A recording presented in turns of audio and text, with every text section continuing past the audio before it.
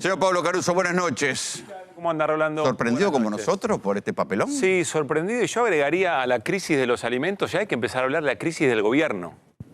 Es una crisis que efectivamente afecta al andamiaje cotidiano del gobierno. Si no, ¿cómo se explica? Te lo pregunto también en la experiencia que vos tenés. La irrupción de Javier Milei en la conferencia de prensa de su vocero, de Manuel Adorni, para exagerar un gesto de una ministra que, como ustedes bien decían, bueno, no tiene experiencia, es tu contención emocional. No entiendo muy bien, me gustaría que alguien alguna vez nos explique qué significa eso concretamente, pero sin experiencia le das 3 ministerios y esa ministra a la que evidentemente le entra la bala al gobierno, salís con ese sobregesto a tratar de contenerla. Me parece que eso habla de una crisis que el gobierno resume como un poco más general que de alimentos. Yo te diría, vamos a algo un poquito más atrás. Acordate cuando hace un par de semanas en el CICIP, Milei fue a dar una de esas conferencias medio stand-up y salió a insistir que el dólar estaba bien, que el dólar no estaba barato. ¿Y qué sucedió? Porque estaba hablando frente a grandes empresarios, inmediatamente el dólar empezó a subir, a subir, a subir. Hoy volvió a subir, dicho sea de paso,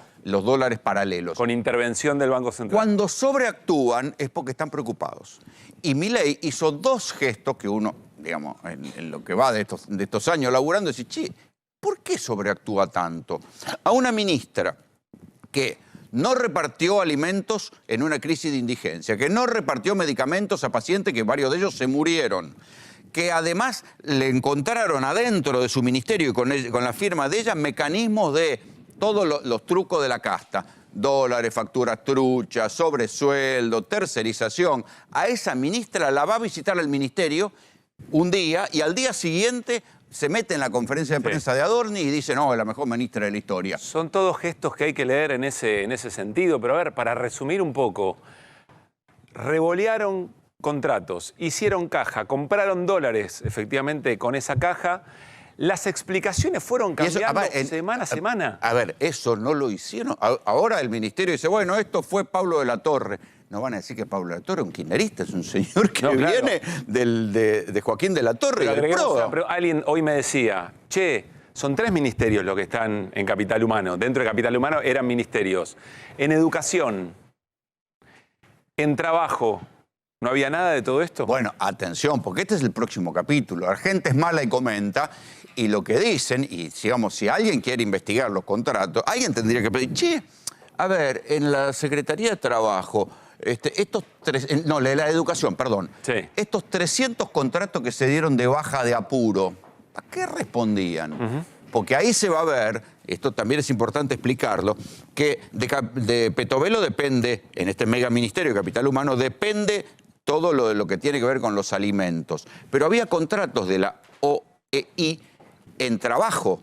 Y también parece que había contratos en educación. Y también parece que había contratos en la Secretaría de Cultura. Todas cosas que dependen de Petovelo. Y mira, Rolando, hoy hablando con alguien que tiene mucha experiencia en gestión, roles importantes dentro de un gabinete de gobierno, me decía, está bien, lo de la contratación es un escándalo, sobre todo por lo de los sobresueldos, etcétera. No es una novedad. Se habla siempre de precarización laboral a través de la Organización de Estados Iberoamericanos, pero acá el Estado está cediendo la capacidad de licitar, de comprar alimentos con una comisión. Esto es algo que no había ocurrido. Claro. Y hay una sesión de... Suponete que eso lo hagas en función de la transparencia y del honestismo. ¿Y para qué contratás? Tercerizás funcionarios. Esos funcionarios se mandan una cagada. ¿A quién le vas a reclamar? ¿A la OEI? ¿Al Estado? Están sentados en el ministerio. ¿Y qué son? ¿Funcionarios? ¿Son visitantes? ¿Son tercerizados? ¿Qué son? A vos que te gustan las cuentas, hay que hacer otra cuenta. ¿Cuánto bajó la ocupación del Ministerio de Capital Humano? Es decir, en esto de venir con la motosierra y echar el sobredimensionamiento del Estado. Comparemos cuánto bajó Capital Humano y cuánto subió OEI.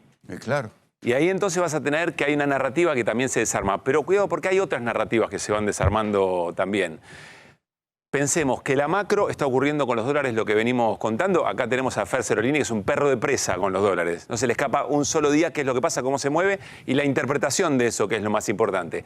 En la micro tenés... Viejo timbero, Cerolini, por eso. Viejo timbero, bueno, ahí viene la timba, por eso. No se le escapa, para decir lo mismo. No. Pero sabe leer. Sí, por eso, viejo timbero. Después tenés, en la micro, vos tenés también una narrativa que se va desarmando, que es la fuerte recesión, la caída del salario de 18 puntos, casi en 6 meses lo que hizo Mauricio Macri en 4 años, y tenés una inflación, es cierto que es el número que Milei puede ostentar, pero que está reprimida. Entonces se te viene junio con muchos aumentos que te pueden impactar ahí. Se te viene junio con la macro y la pregunta por los dólares y encima tenés una crisis de gabinete.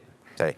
Por eso digo crisis de gobierno. Digo, da un par de pasos atrás. Y si vos te cuentan en un país determinado, en Narnia, te dicen, che, mirá, había una vez en un país una ministra que en una crisis de alimentos se sentó encima de los alimentos y no los repartió.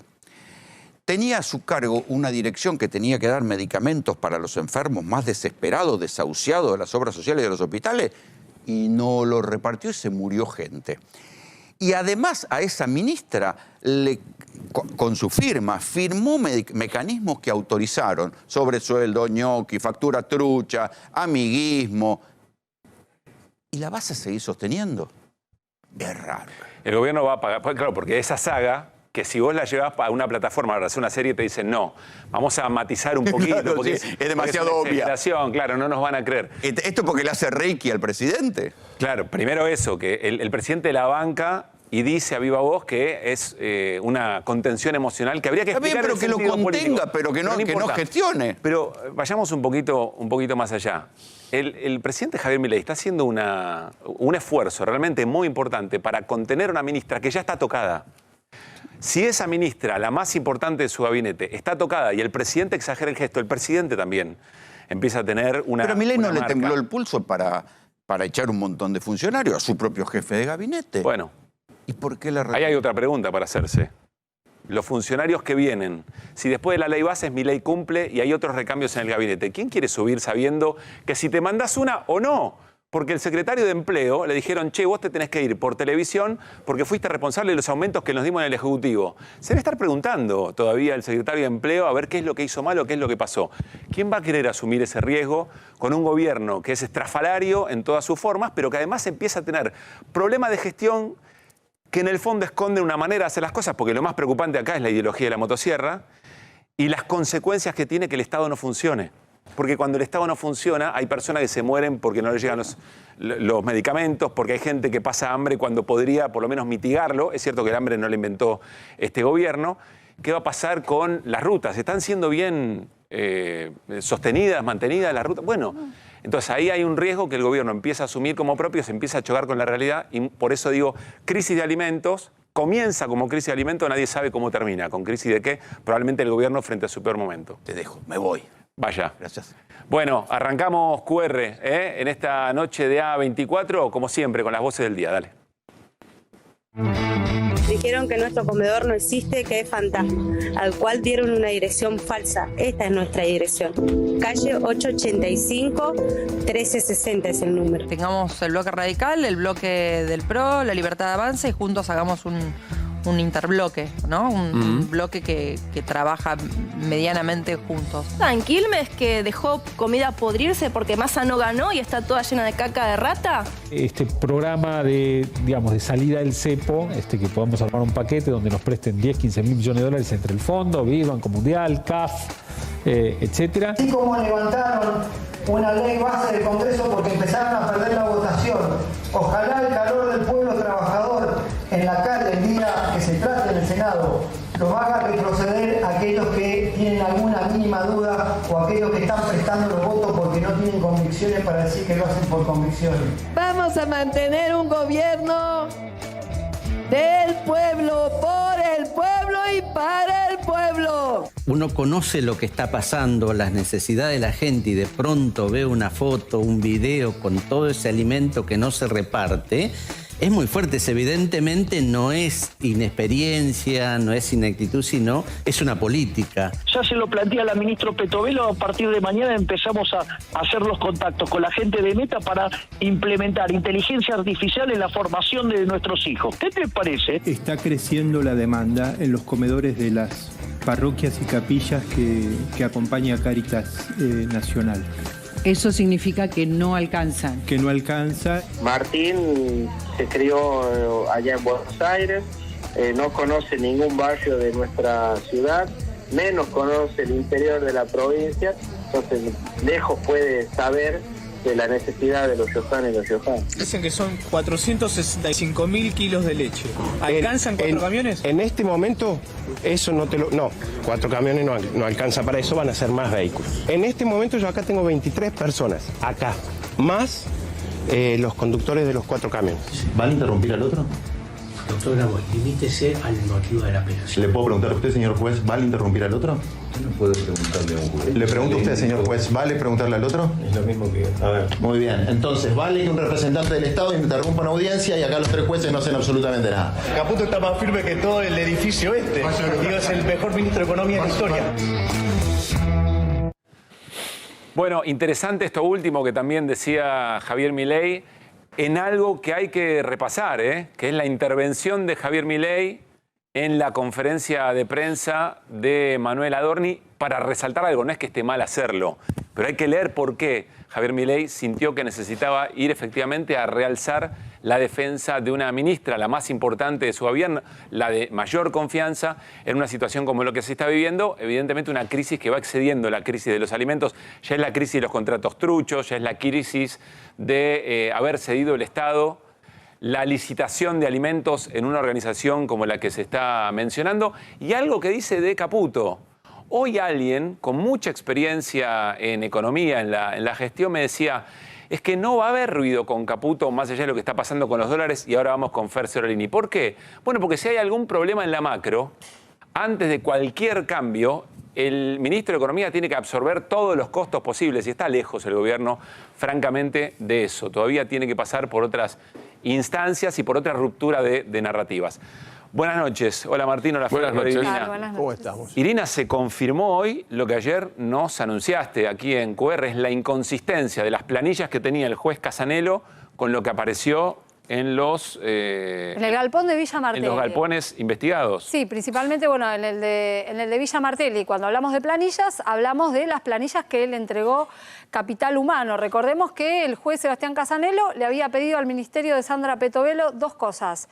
Presente un plan para repartir el alimento que tiene acopiado en 2 galpones, uno en Buenos Aires y otro en Tucumán. Y además de presentar eso, le decía que le diera el detalle con las fechas de vencimiento, la cantidad de alimentos que había. Bueno, y había una sospecha de que faltarían cosas o de que de alguna inconsistencia habría, y por eso Casanelo además había ordenado los allanamientos que se hicieron el fin de semana. Bueno, en el informe que hace la Policía Federal, que es la que hizo el procedimiento, se confirman faltantes, varios faltantes.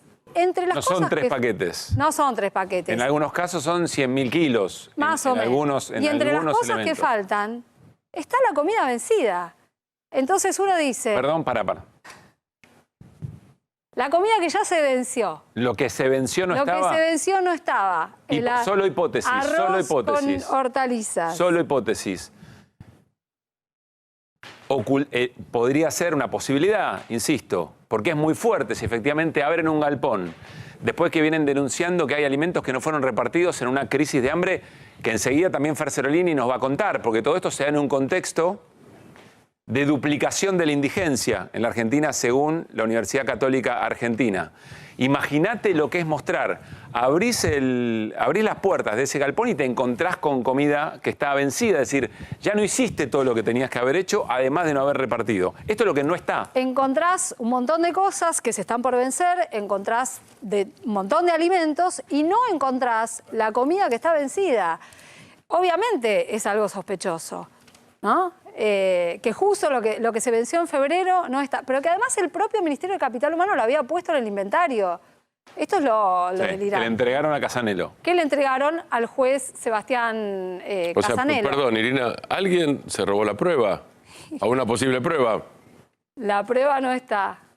Por eso, una evidencia, digamos, no es prueba. Alguien se robó evidencia. Bueno, por lo menos un elemento importante. Claro, seguimos trabajando sobre lo que el juez tiene que observar, digamos, ¿no? Acá hay mucha flagrancia en que hay, insisto, una agenda de hambre y alimentos que no fueron repartidos debidamente, con un cambio de discurso en el gobierno en 5 días de esto no existe, bueno, sí está, pero es para emergencias, bueno, en realidad se está por vencer porque no confiamos en los comedores y los comedores eran truchos, bueno, en realidad era un funcionario que estaba haciendo tropelías por doquier, que además revoleaba contratos por todos lados, hacían caja y compraban dólares. Es una escena de muy fuerte crisis. Siempre pienso en el paralelismo. ¿Qué pasara si fuera otro espacio de la política el que protagonizara estas situaciones? ¿Se mediría con la misma vara? ¿Tendría el mismo impacto, digamos, en el discurso de un gobierno que además vino a cambiar todo esto? Estas cosas es una moneda en el aire, digamos, ¿no? Bueno, buena parte de lo que estamos contando y que tiene que ver con lo que hay en los galpones y que tiene que ver con la discusión de que por qué Capital Humano no quiere entregar nada, ¿no? Porque lo único que hizo hoy fue decir vamos a repartir la leche en polvo. Se desarrolló hoy en una audiencia en la Cámara Federal, que fue un verdadero escándalo. Fue Juan Grabois, fue Leila Gianni, la representante de Capital Humano, fueron otros 2 abogados ante la Cámara Federal, donde se debatió justamente alrededor de este tema. Sí. El punto es la apelación de Capital Humano. No te quiero entregar el alimento, ¿no? Bueno, ahí hay algo interesante. Repasemos rápidamente esto. Grabois en febrero hace una denuncia por el tema de los alimentos que estaban arrumbados en depósitos. Sí, en realidad cuando hace la denuncia, perdón, sí, no se sabía dónde estaba el alimento. Grabois hace una denuncia diciendo los comedores comunitarios y los merenderos no están recibiendo comida. Bien. El Estado tiene la obligación de dar la comida. Garantice, o sea, garantice Poder Judicial la alimentación. Haga cumplir el derecho a la alimentación. Exactamente. Bien. Capital Humano, a través de Leila Gianni, la subsecretaria legal, apela a esa medida. El juez Casanelo es el que tiene la causa, digamos. Hay una apelación, por eso se va a Cámara, a una instancia distinta. No es Casanelo frente a los jueces que componen la Cámara que tienen que decir, bueno, a ver quién tiene razón, eventualmente. Y además, el gobierno va diciendo, ustedes, Poder Judicial, no se pueden meter acá, porque esto es una decisión política, están interfiriendo. El Poder Judicial interfiere en la manera en que nosotros tenemos, decisión política, de trabajar con los alimentos que efectivamente vamos licitando. Así se llega a esta audiencia. Así se llega a esta audiencia con esa apelación del gobierno que, bueno, entregó un listado, hoy empezó a repartir leche en polvo, pero no cumple con la medida cautelar de Casanelo. Escuchemos a Juan Grabois cómo hablaba en esta audiencia. Que acá hay delito penal lo reconoce el propio ministerio en su comunicado, que aquí les paso a mostrar, del día 30 de mayo, leo, donde se ha llevado a cabo una auditoría y ha decidido limitar las competencias de los funcionarios y empleados responsables que por mal desempeño de sus tareas no han realizado un control permanente del stock y de vencimiento de mercadería.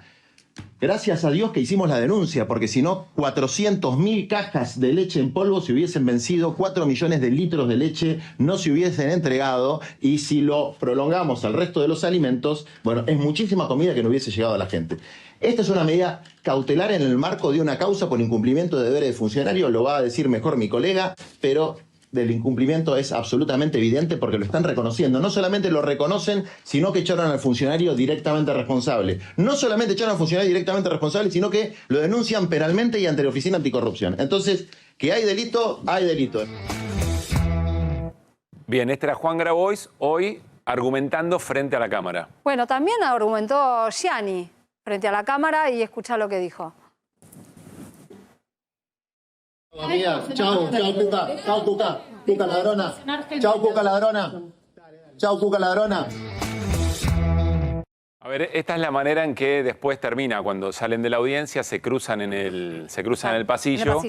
Y efectivamente tienen este intercambio, la verdad, de poco valor institucional, más allá de todo lo que efectivamente se expresa en la Cámara. Algo que recién compartía en el especial de A24 sobre la crisis de alimentos, Rolando Graña y todo el equipo, que Leila Gianni tenía una custodia de la Policía Federal que estaba armada, y en esas escenas se observa cuando levanta sus brazos que tiene el arma en la cintura. Yo estaba ahí y te puedo asegurar que daba miedo, porque esta mujer levantaba el brazo, se le abría el saco y se le veía el arma. Yo francamente no sé si eso es algo habitual, me imagino que hay un protocolo que se cumple respecto a esas situaciones, pero en medio de toda esa tensión, un arma de fuego no sé si es la mejor. No solo no es lo mejor, porque además es intimidante, sino que no debería estar ahí. Recién me informaban que Grabois denunció esta situación. Sí, justo me acaban de contar esto. Bueno, mientras lo contás, ahí estamos compartiendo la escena, lo que recién se compartía en el especial de A24.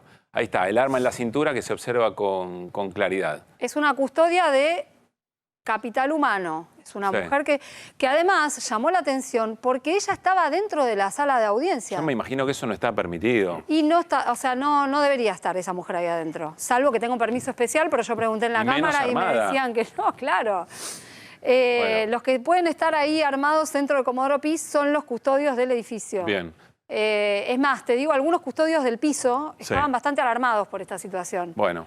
Porque vos estabas ahí a metros. Yo estaba ahí a metros y de hecho cuando abrió los brazos esta mujer y se vio el arma, fue impactante, porque no es que tenía el arma calzada como la lleva un policía o una policía uniformada. La llevaba calzada en la cintura. Bien. Podía salir el arma, podía saltarse, la podían sacar, ¿se entiende? Vamos a compartir, ahora volvemos sobre esto, vamos a compartir lo que decía Leila Gianni, la subsecretaria legal de Capital Humano, que fue a contraargumentar o por lo menos a solidificar su apelación ante la Cámara. Decía lo siguiente.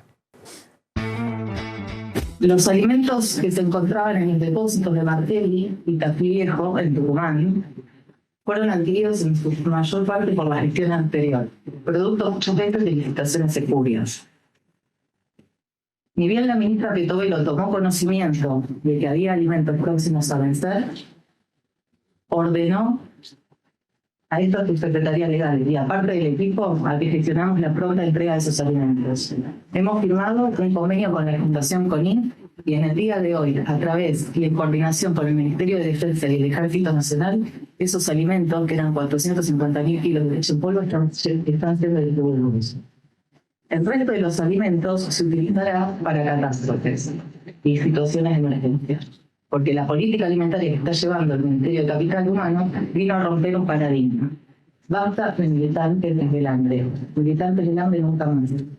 Militantes del hambre hicieron negocios enormes con estos alimentos y los utilizaron como elemento de coacción hacia los sectores más vulnerables.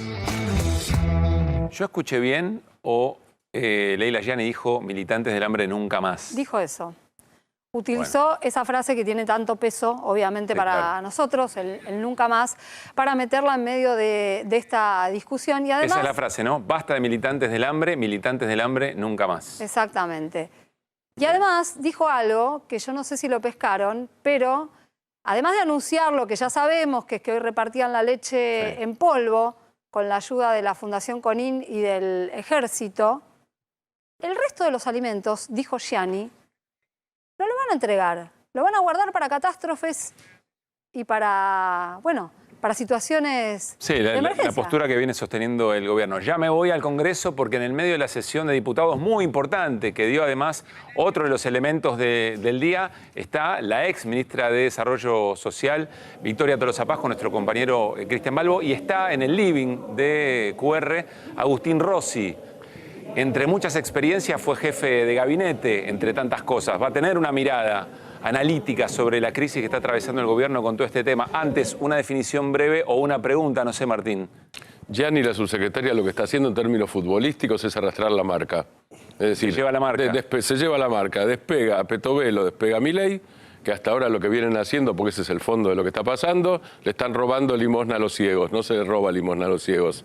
Gianni se lleva la marca para que eso no se note. Nos vamos al Congreso de la Nación. Cristian Balbo, nuestro compañero, con Victoria Tolosa Paz. Cristian, ¿cómo estás? Hola, Victoria. ¿Qué tal? ¿Qué tal?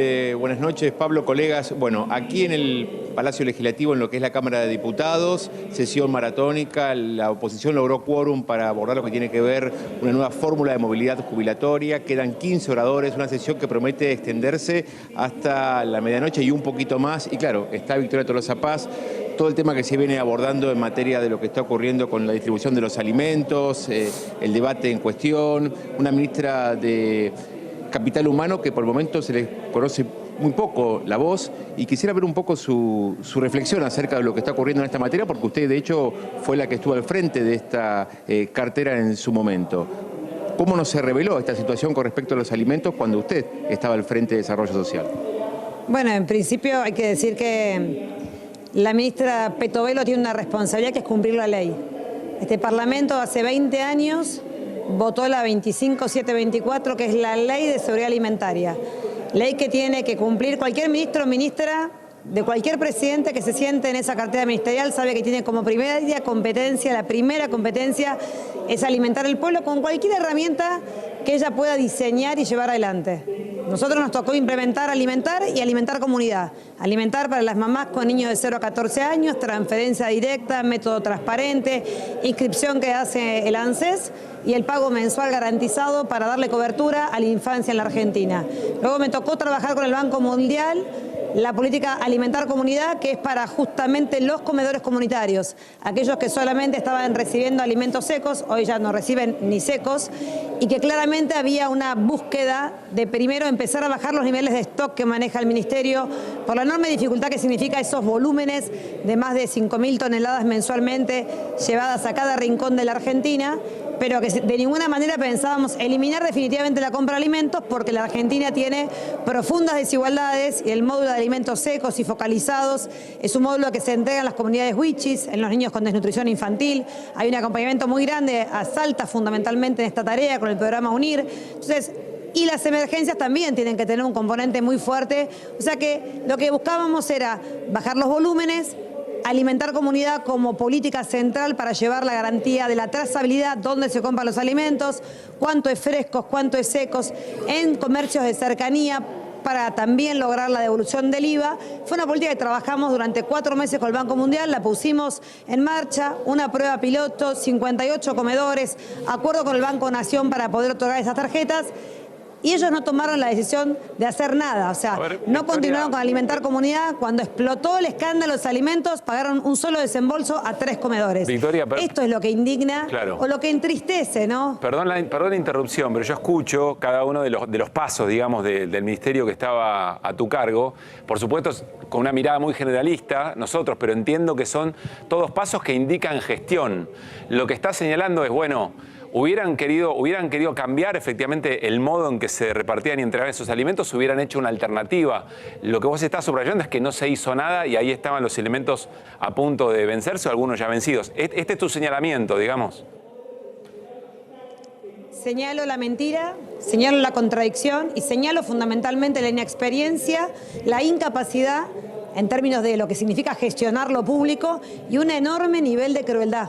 O sea, quien llega a ese ministerio tiene que tener, primero, el corazón bien abierto para entender la tremenda realidad de la Argentina. 18 puntos de indigencia, 55 de pobreza, 7 de cada 10 niños es pobre. Necesitamos una ministra que vaya despejando, como digo yo, los pecadores del camino, pero que los justos nos paguen por los pecadores. Lo que está pasando acá es que están pagando justo por pecadores. Esto es, comedores que funcionan bien, que tienen su nómina de personas a las que asisten, dejaron de poder entregar el módulo o la vianda. El servicio alimentario escolar, que depende también de la ministra Petovelo. ¿Qué tienen que ver los gobernadores de todos los partidos políticos que recibían los fondos de parte del ministerio para poder asistir la merienda, el desayuno o el almuerzo en cada escuela pública de la Argentina? Ejecución del SAE, 0. Ejecución del UNIR para las comunidades huichis, 0. Ejecución del PNUD y comedores comunitarios, bajísima. No digo 0, pero casi nula. Sí. De esto es lo que miramos como diciendo que elijan el camino que quieran, pero que gestionen. Que gestionar no es ir a Comodoro Pi a que un juez le diga a la ministra de Desarrollo Social que tiene que entregar los alimentos.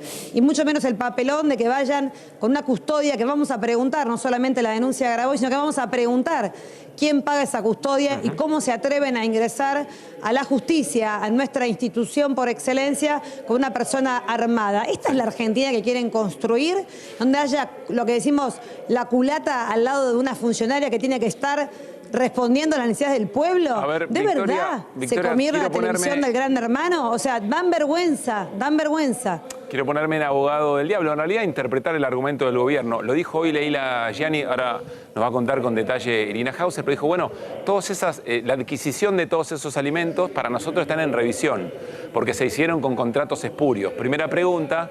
La segunda dice, bueno, en realidad estamos revisando los comedores a los cuales se iba a repartir ese alimento, porque eran comedores truchos, es decir, parte también de cosas que teníamos que no estaban funcionando bien. Frente a esto puntual, ¿qué le respondés vos como la última ministra de Desarrollo Social de la gestión anterior? En 14 meses como ministra, toda la adquisición de los alimentos del ministerio lo hice bajo el régimen nacional de contrataciones que tiene el Estado, decreto 1023 del 2001, decreto 1030 del 2016. Ese régimen de contrataciones exige muchísimos procedimientos administrativos que los hemos cumplimentado, pero además exige algo básico que hoy no está garantizado, que es el precio testigo que le da la SIGEM a cualquier ministro para no poder comprar por arriba de ese valor. Pero además, la exigencia de la cartera de desarrollo, cada lote de ingreso de mercadería después de la adquisición tiene que ser aprobado por el INAL. Yo no puedo sacar un solo camión de leche. Esta que está sacando Leila Gianni y la ministra Petovelo y el presidente Milei, que lo celebramos que sea tarde, celebramos que sea con el escándalo de la justicia, lo celebramos porque va a haber chicos que mañana van a poder tomar un tazón de leche, fue por la compra de procedimientos que establecí yo como ministra y por supuesto con el análisis que hace el INAL de cada paquete de leche, de cada lote que entregan las empresas que han sido las que permitieron tener esos alimentos. Bien. Todos esos alimentos cumplieron el mismo régimen. Lo llamativo, y para terminar, es que ellos ya no se rigen por el régimen de contrataciones y han elegido una triangulación con una organización. Es la primera ministra que no compra bajo el régimen de contrataciones, que deriva 6.700 millones, que paga una comisión del 5%, mientras los trabajadores públicos, que son los que hacen los pliegos y hacen todo el andamiaje administrativo, miran el techo porque no tienen nada para hacer en el Ministerio de Desarrollo Social. El desprecio por lo público se ve en esto, pero también dejan los dedos, porque quien está investigada por la justicia por corrupción es justamente Petovelo y el ex secretario de Niñez, Adolescencia y Familia, que salió eyectado porque ella lo denuncia por corrupción y él la denuncia a ella por extorsión y amenaza de muerte. ¿Con qué? Con un custodio, que hoy toma mucho más valor, con un arma en la cabeza, dijo Pablo Petovelo, en función de lo que le hicieron a Federico Fernández, un ex funcionario del ministerio. Hoy vimos el revólver en una custodia y decimos, va cobrando valor en serio. Esto de que se acompañan con custodios que están armados adelante de los funcionarios públicos. Yo nunca viví en 25 años de Estado, habiendo ocupado cargos de enorme responsabilidad, una situación como esta. Y si para hacer política me tengo que manejar con un custodio armado, es la política que no quiero para la Argentina. Victoria. Quiero que la policía haga su trabajo, pero que los funcionarios públicos puedan caminar libremente. Esa custodia y la policía tiene que estar para combatir el narcotráfico, para ponerle un límite a los altos delitos de la Argentina, pero de ninguna manera para entrar al Poder Judicial a custodiar a una devenida en funcionaria pública que hace 3 meses militaba para otro partido político que era encima del nuestro. Vamos a seguir, por supuesto, con este tema. Va a ser interesante seguir escuchándote en la experiencia de gestión, en cómo se hacían las cosas, el contraste con lo que efectivamente ocurre. Y en un rato volvemos, además, al Congreso, porque han ocurrido cosas importantes también con Cristian Balbo en un ratito nada más, insisto. Victoria, muchas gracias por este rato que nos dedicaste. Pablo, gracias. Y para cerrar, dice que está Irina en el piso. El 50% de los comedores truchos no es así. Pero además, si el 50% existe, llévenle la comida, porque si no van a tener que esperar que llueva, que haya granizo, que haya incendio o inundaciones para sacar la mercadería. En el medio se van a ir venciendo las cosas, van a ver que esto no termina ahora. Y sí termina porque sacan todo, el mes que viene no van a poder tapar ni el hambre, ni la desocupación, ni la escalada inflacionaria y mucho menos la crisis económica que lleva adelante Javier Milei por una política totalmente desatinada y desacertada. Gracias, Victoria. Insisto, Cristian Balbo, volvemos en cualquier momento allí al Congreso. Acompáñame al living, voy al encuentro del ex jefe de gabinete, ex candidato a vicepresidente, ex ministro de Defensa, ex jefe de la bancada del Frente para la Victoria, Agustín Rossi. ¿Cómo estás, Agustín? Muy bien. Muchas gracias por la invitación. Más allá de la función que me parece que te ha dado mucha experiencia para analizar lo que está ocurriendo, me interesaba repasar, porque eso te dio, más allá de la valoración que se haga en términos políticos, de cómo pensás el Estado, de tu manera de ver el mundo, te da una experiencia, te da un recorrido. Acá, frente a lo que está ocurriendo, te quiero pedir una mirada, pero quiero detenerme en la necesidad concreta y en la duda que puede existir en algún sector de la sociedad que banca que el Estado se ocupe de repartir alimentos a comedores, a merenderos, allí donde un sector de la sociedad necesita esa ayuda, pero que también está preocupado porque eso se haga de una manera transparente, es decir, que confíe en que el Estado se ocupa de eso y que el Estado se ocupa de una manera correcta. Teniendo eso en cuenta, esa preocupación, ¿qué estás observando en toda esta escena? A mí me parece que no se puede analizar esto o escindir esto sin aquella declaración de Milei en donde identifica como que el hambre es una cuestión personal e individual. Cuando Milei dice, nadie se va a morir de hambre porque nadie se deja morir de hambre y lo resuelve de alguna manera. No iba a ser tan idiota. Lo que está diciendo que el tener hambre es una decisión tuya y que el Estado no tiene por qué resolverte una decisión previa tuya. Entonces, cruelmente, ¿no? Porque hay que decirle a Milei claramente, la gente tiene hambre por la política económica que vos llevaste adelante, y llevas adelante una política económica, por lo menos tenés que tener políticas de contención social que suavicen esa política económica. Pero yo creo que no repartieron los alimentos porque no está en su cabeza repartir alimentos. Claramente, digamos, salvo, como han dicho durante todo este tiempo, en situaciones de emergencia. ¿No creen que eso tenga que ser? Un poco no es cómo lo hicieron, que puede ser... Después aparecen todas las cosas que decimos. Hay ineficiencia, hay falta de transparencia. Bueno, estamos sufriendo haber elegido un gobierno de la no política, en donde los funcionarios no tienen expertise, no tienen compromiso, no tienen capacidad de resolver las cosas y además están en manos de un presidente que dice que el Estado es una organización criminal. Bueno, por eso lo eligió la gente, podría decir. Bueno, ¿no?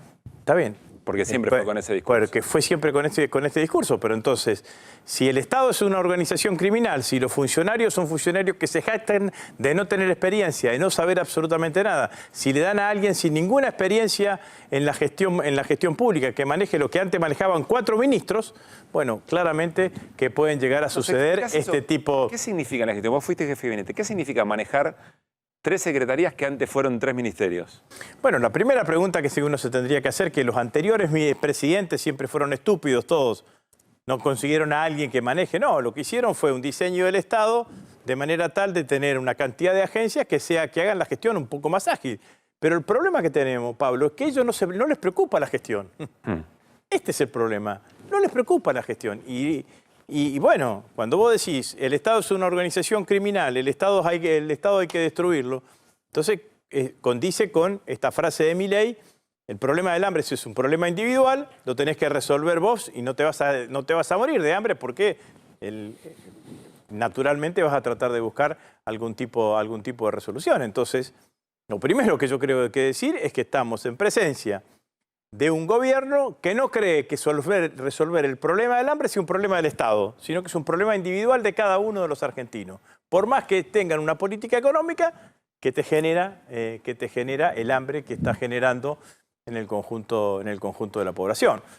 Yo creo que este es el escenario. Después se mezclan una cantidad de cuestiones. Si tenés una canciller que dice como mejor expresión de la relación política y diplomática con China, que todos los chinos son iguales, bueno, claramente que tenés a alguien que no tiene ninguna expertise en materia diplomática. Si tenés un secretario de Energía que sabe, porque alguien le debe haber informado que no se estaban terminando de construir las plantas compresoras, que por lo tanto el caño del gasoducto Néstor Kirchner se iba a utilizar por la mitad porque no teníamos capacidad de comprimir más y que por lo tanto él tenía que prever 6 meses antes, 8 meses antes, la compra de barcos para importar gas. No compraste, tuviste que comprar sobre la marcha, pagaste un sobreprecio porque no hiciste la previsión correspondiente. Cuando compraste pagaste mal y entonces demoraste 48 horas más. Bueno, entonces todo esto es una enorme incapacidad de gestión que se lleva adelante y aparecen cuestiones claramente de falta de transparencia. Pero estamos en presencia de este gobierno, digamos, ¿no? Entonces, yo entiendo, la gente critica la política. Bueno, la no política es esto. La no política de Milei, la no política es Petovelo, la no política es la canciller, la no política es el secretario de Energía que te dejó sin gas durante 48 horas. Eso es la no política. El que te dice que no quiere un Estado presente, que como Milei, que dice que el Estado está para robarle, es esto. No tenés medicamentos, no tenés medicamentos oncológicos, no tenés alimentos guardados y no los distribuís. ¿Por qué? Porque no creés que sea una responsabilidad del Estado, digamos. Hoy, digo, es gravísimo lo que está pasando hoy en la Argentina. La UCA, el Observatorio Social de la UCA, sacó un informe en estos... Ahora lo vamos a detallar en un rato, sí. Bueno, Se duplicó la indigencia en 3 meses. Se duplicó la indigencia en 3 meses y seguimos, y estamos en el 17%, 18%. ¿Y vos crees que eso entra dentro de los sacrificios que un sector de la sociedad aceptó cuando Milei le hizo el contrato electoral? No, yo no creo en eso. Eso todo es lucubración teórica de algunos. La sociedad no aceptó ningún sacrificio. La sociedad, Milei le dijo que iba a resolver el problema de los argentinos sacándole el sueldo, bajándole el sueldo a los políticos. Y lo iba a pagar la casta. No le dijo esto del sacrificio. Es más, fijémonos en la campaña electoral cuando le preguntaban, ¿y las tarifas? Bueno, primero vamos a reacomodar los salarios. ¿Y los subsidios? Primero vamos a reacomodar los salarios. Entonces, no dijo todo eso. Después, viste, acá es fantástico todo, digamos, ¿no? Entonces vos te dicen, che, a Milei hay el 50% de la gente que lo apoya. Bueno, si el 50% lo apoya, el 50% está en contra.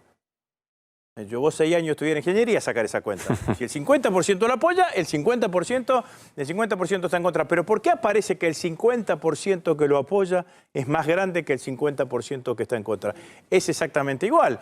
Y yo creo que ese 50% que lo apoya por una cuestión natural, que es la esperanza. Y como dice el dicho popular, la esperanza es lo último que se pierde. Después se intentan construir relatos y construcciones que tienen que ver fundamentalmente con esto. El gobierno ha pasado las últimas 3 semanas, las peores 3 semanas desde que asumió. España, Misiones, dólar, falta de gas, sermón de García Cuerva, fracaso del 25 de mayo, escándalo de los alimentos, crisis política en el gabinete con cambio de gabinete, es el peor momento. Lo de la sobreactuación hoy de Milei, de ir a la conferencia de prensa de Adorni y después salir a saludar a unos chicos que estaban ahí. ¿Qué lees ahí? Veo a alguien que intenta construir, que intenta decir, bueno, está el gobierno presente, estoy presente, está viendo que las cosas no le están saliendo bien. Y ahora encima, en su lógica, porque la economía real está mala desde hace tiempo, digamos, pero en la economía macro, ellos venían diciendo, venimos controlando, achicamos la brecha. Bueno, todo eso empieza también a estar claramente en cuestionamiento. Martín Granowski. Agustín, ¿cómo estás? Yo iba justamente a lo que vos definiste como tu parte de ingeniero recién, al 50 y 50. Digo, el 50 a favor está claro y tiene que ver en parte con la adhesión y en parte con la ilusión. No voy a hacer sociología en este momento. Y el otro 50 a veces parece desnorteado. El otro 50 a veces parece comportarse como si hubiera sacado el 5% de los votos y no fuera el 50%. ¿A qué se debe eso? Tal vez esté equivocado, pero es una sensación que tengo muchas veces. Me preguntás por la política, la dirigencia política. Sí, señor. Yo no comparto eso. No comparto y voy a hacer un relato. La oposición. 24 de enero, paro de la CGT. Histórico. Primera vez un paro, fue mediodía, paro y movilización. Un paro en enero. En febrero, gracias al rol del bloque de diputados, logramos atrasar el tratamiento de la primera versión de la ley ómnibus. En marzo, 8 de marzo, movilización del Día Internacional de la Mujer. 24 de marzo, movilización repudiando nuevamente y condenando el golpe del 24 de marzo del 76, que era importante porque tenemos presidente y vice que ya no son negacionistas, reivindican implícita o explícitamente la dictadura. En el medio, el bloque de senadores rechazó el DNU 70/2023. 5 hechos. En abril, 23 de abril, movilización enorme de la comunidad universitaria. En mayo, 1 de mayo, movilización de la CGT. 9 de mayo, paro de la CGT. Entonces, en 5 meses tenés 8 hechos generales que generó la oposición. Entonces, yo te lo digo con todo el respeto, digamos, ¿no? Yo creo que el mayor pecado que hace la oposición es leer la política con las coordenadas del gobierno. Entonces, el gobierno te dice, ellos o implícitamente te dicen, la oposición no existe, la oposición está desdibujada. Y vos decís, che, 8 hechos. ¿Cómo está desdibujada si metiste 2 paros, 2 movilizaciones enormes y demás? Después te dicen esta cosa, el 50% de Milei, como te dije recién, de apoyo a Milei parece más grande que el 50% que está en contra de Milei. Los jóvenes están con Milei. Pero yo fui a las movilizaciones del 24 de marzo y de la comunidad universitaria, estaba lleno de pibes y pibas. Entonces, después hay algunas cosas que son ciertas. Las mujeres se oponen más al gobierno de Milei que los hombres, digamos, ¿no? Bueno, eso es materia de análisis, de análisis sociológico, pero yo creo sí, que después hay que ver si eso constituye, Agustín. Yo sé a dónde va la pregunta. La diferencia es que el 50% que tiene de apoyo a Milei concentra en uno solo.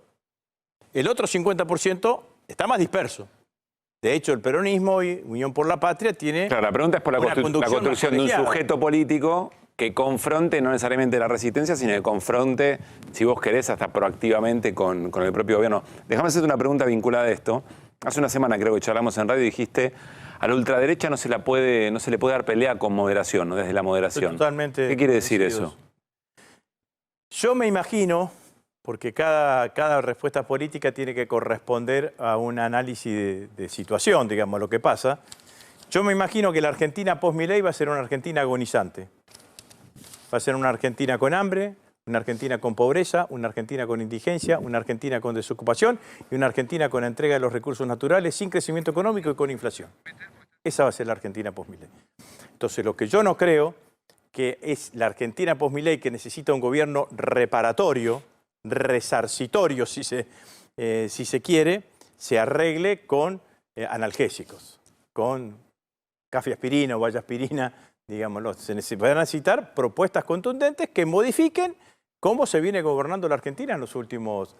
¿Cómo se viene gobernando la Argentina? Vos sabés que hay voces que dicen, bueno, no hay que volver al péndulo del otro lado todo el tiempo, una opción más de centro, que conecte con algunos sectores pero yo creo que hay que del PRO que no están de acuerdo con Milei, de Hacemos Coalición Federal, de la coalición cívica, y con algunos acuerdos, insisto, más conciliadores, digamos. Yo creo que el problema de la Argentina es que si nosotros seguimos teniendo maquillado el actual modelo de acumulación económica capitalista, vamos a seguir teniendo los niveles de pobreza y niveles de indigencia, a veces más acotados, a veces menos acotados, que tenemos que ir por otro lugar.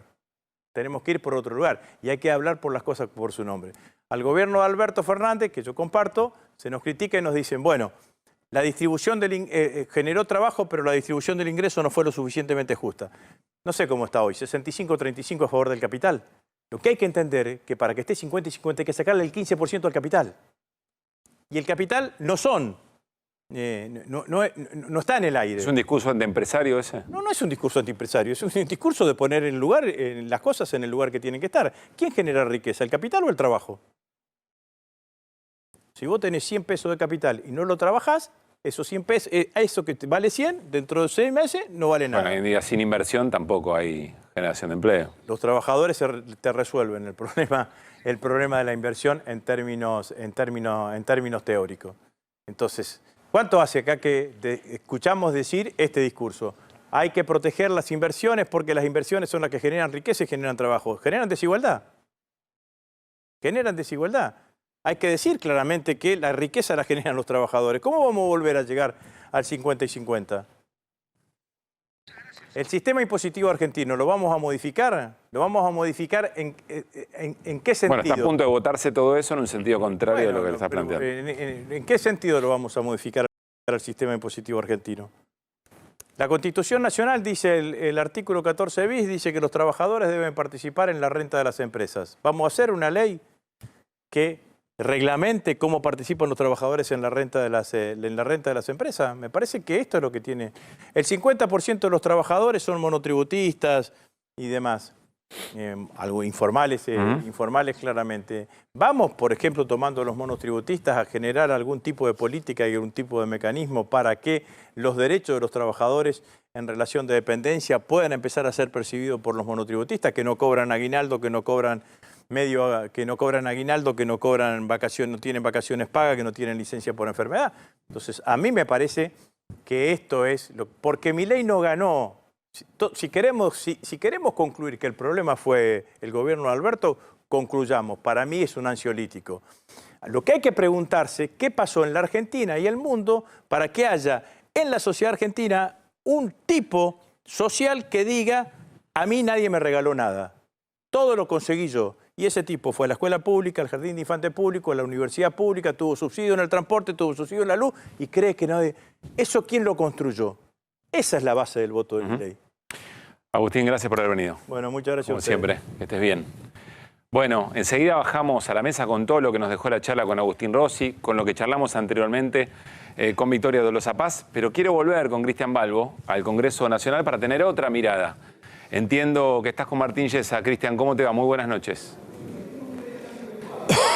Así es. A ver, Pablo, una sesión que comienza a subir de temperatura, donde está abordándose lo que tiene que ver con una nueva fórmula de movilidad jubilatoria que logró quórum hoy poco después del mediodía con la oposición dialoguista y también Unión por la Patria, donde los libertarios no están participando y donde ya el propio vocero presidencial Manuel Adorni dijo que todo lo que atente contra el equilibrio fiscal va a ser vetado. Y el propio jefe de gabinete flamante que acaba de asumir, Francos, adelantó también que no hay plata, como dice el propio presidente Javier Milei. No hay recursos para abordar esta lógica de un aumento a los jubilados que sea de modo mensual a través de la inflación. Pero el PRO está presente. El PRO va a votar en contra, pero está presente. Y Martín Yesa hizo declaraciones hace 2 días atrás donde dijo que es la peor versión del PRO de los últimos 20 años. No sé si usted lo ratifica esto, pero están presentes en la sesión. Votan en contra, pero están presentes. Sí, pero hay que poner toda la información arriba de la mesa, ¿no? Yo no sé si todo el mundo sabe, porque si vos lo ponés como una conversación pública en donde estás a favor de aumentarle a los jubilados o estás en contra, parece maniquea la conversación. ¿Por qué? Porque yo no sé si lo saben. Esta es una sesión especial. Las sesiones especiales se llaman dentro del reglamento, pero de manera extraordinaria. ¿Qué implican las sesiones especiales? Que no hubo debate. Es decir, no se estuvo conversando sobre, por ejemplo, si este aumento, por ejemplo, ¿te gustaría que los jubilados ganen $10.000 por mes? Sí, por supuesto. ¿Crees que las arcas públicas podrían pagar eso? No, seguramente no. Entonces, yo entiendo que es un tema complejo que se aborda con la simplicidad de hablar de estás a favor del aumento, en contra del aumento. Pero una cosa que es muy importante, que quiero que sepan los que nos están viendo, es que hubo 0 minutos de debate previo a esta sesión. Y solo para que se grafique muy concretamente, porque creo, recién lo escuchaba Agustín Rossi, y la verdad que casi que parece que lo tendríamos que votar a él, agradecerle, ¿no? A Agustín Rossi, a él. Es más, ¿por qué no nos da una estampita de Perón para agradecerles por todas las cosas que nos han regalado? Nos ha regalado, dice que nos han regalado. ¿Se queja de eso? Entonces, ¿qué? Lo contrario, no sé, mis papás, su familia, otras familias, nadie está laburando, pagando impuestos. ¿En serio el Estado nos estuvo regalando cosas? ¿O esto se hizo con el esfuerzo de los argentinos, de los empresarios, de los comerciantes, del laburante que se levanta a las 6 de la mañana, el que se toma 3 bondis, el que está desempleado y cobra planes sociales esperando a poder tener un laburo que le sirva, que le rinda para estar con su familia? Entonces, ¿qué estamos discutiendo hoy? Una cosa muy básica que en todo el mundo se ha resuelto. Vos no podés, y está en la ley argentina, quiero ser muy claro, en la ley de presupuesto argentina esto está. Vos no podés ampliar el gasto público si no está declarada la fuente de financiamiento. ¿Por qué? Porque si no, entonces yo mañana hago esto que te decía hace un rato. Bueno, entonces que todos ganen, que toda la sociedad argentina, había sido un proyecto de la izquierda el año pasado, que todos ganen por lo menos $1.000.000. Buenísimo, ¿no? Ya está, hagamos la ley. ¿Parece re fácil o no? Entonces, ¿por qué no lo hacemos? Y porque si vos no declarás la fuente de financiamiento, eso es artero. Es la cultura política que nos trajo hasta acá de un país que no crece hace 16 años. ¿Sabes cuánto exporta Chile? ¿Cuánto exportó Chile el año pasado? $100.000 millones. ¿Sabes cuántos habitantes tiene Chile? 21 millones de habitantes. ¿Sabes cuánto exportó Argentina el año pasado? $70.000 millones. ¿Cuántos somos? 46 millones de argentinos. ¿En serio está todo bien? ¿No hay nada que hacer? Un Martín. país con el doble de población, con 5 veces mayor tamaño. ¿Cómo no vamos a poder discutir de una manera más profunda lo que necesitamos? Entonces, hoy vamos a estar votando en contra porque una base muy mínima es que si vos querés ampliar el gasto, mínimamente tengas una conversación con el Ejecutivo para hacerlo. Hola Martín, buenas noches. Pablo Caruso te saluda aquí en A24. Gracias por este rato, ante todo. Hola Pablo. Interesante el planteo, placer, ¿no? Un placer enorme, un cariño. Muchas gracias. Interesante el debate profundo sobre la mirada impositiva, es decir, cómo se recauda y cómo se reparte eso. Eso sería muy bueno que se dé de manera efectivamente abierta, coincido con vos. También coincidís con Agustín Rozzi de poner el trabajador en el centro de la escena, más allá de las diferencias que son absolutamente lógicas por lo que recién decías. Te quiero hacer esta pregunta, porque no se trata, quizás estoy equivocado, no se trata tanto de querer que jubilados y jubiladas ganen algo que efectivamente el Estado no puede sostener, sino que esto surge a partir de la licuación de las jubilaciones que se dieron después de la devaluación muy profunda que decidió el gobierno de Javier Milei, y ver cómo se puede compensar eso que se perdió, digamos. Entiendo que ese es el sentido que le dio a esta discusión y a otras que se dieron antes. A ver si coincidís o no. Mira, yo lamentablemente, Pablo, en esto quiero disentir, tengo que disentir. Lamentablemente los argentinos en el último semestre del 2023 vimos la mayor emisión monetaria de la historia de la Argentina de los últimos 75 años para un contexto electoral en donde el ansiolítico se lo tomó el kirchnerismo. El ansiolítico se lo tomó el kirchnerismo, no es un ansiolítico nuestro que nosotros decimos, pero Alberto. Alberto Fernández ha sido el presidente más ineficaz de la historia democrática de la Argentina, que terminó, yo quiero entender si estamos hablando en el mismo lenguaje, una presidencia intervenida por Sergio Massa. Yo lo digo solo para ver si estamos hablando de lo mismo. O sea, el presidente en los últimos 6 meses no fue Alberto Fernández, fue Sergio Massa, con la emisión monetaria más agresiva de la historia para un contexto electoral. Entonces, yo no me tomé ese ansiolítico, se lo tomó el kirchnerismo porque no faltaba quien decía que la emisión monetaria no genera inflación. Hoy es el gobernador de los que somos bonaerenses. Entonces, sigo el razonamiento. Creo que la discusión es más profunda porque yo pongo al trabajador en el centro de la escena, a todos los argentinos en el centro de la escena, y yo cuando veo estas discusiones absurdas en donde lamentablemente, yo sé que el tiempo es tirano, estamos en la tele, pero lamentablemente nunca terminan de existir los ámbitos en los que podemos hablar seriamente, profundamente. Y yo los convoco a una pregunta muy simple. ¿Les creen? ¿Les creen? ¿Les creen? O sea, cuando los escuchan, ¿los creen? ¿Les creen? Yo con una mano en el corazón te digo, siento que el sistema institucional de la Argentina está diseñado para no funcionar a la par de las necesidades y de la crisis que enfrentamos los argentinos, y con honestidad intelectual, con honestidad emocional, si verdaderamente quieren poner a los trabajadores en el centro de la escena, debatamos. Pero no se hace en una sesión en donde hoy tuvimos 6 horas de discurso de emociones de privilegio de gente que se siente ofendida y que llevamos 2 horas de debate sobre los jubilados. Martín, aquí está Fernando Cerolini para hacerte una pregunta. Sí, yo te habilito, Fer, dale. No, lo que le quiero preguntar, mire, yo no me parece bien lo que usted está hablando del pasado, de la emisión, todo, pero hoy acabo de enterarme que los diputados se acaban de subir el salario 80% en 3 cuotas. Yo no pregunto de dónde sacan la financiación, porque me parece que estarían retrasados, ustedes representan gente y tienen que viajar y todo eso. Pero ¿cómo puede tener que pedir explicación de la financiación de un jubilado que gana 230.000 pesos y no puede pagar los remedios? ¿A usted ahí quiere hacer el ahorro ahí? Por un lado, la conversación, para que sea honesta y completa, tenemos que establecer que el sistema previsional de la Argentina es el segundo fondo más grande del Estado Nacional. Por lo tanto, esto no es un invento mío, está en la facultad, se llama teoría de las asimetrías gubernamentales y burocráticas.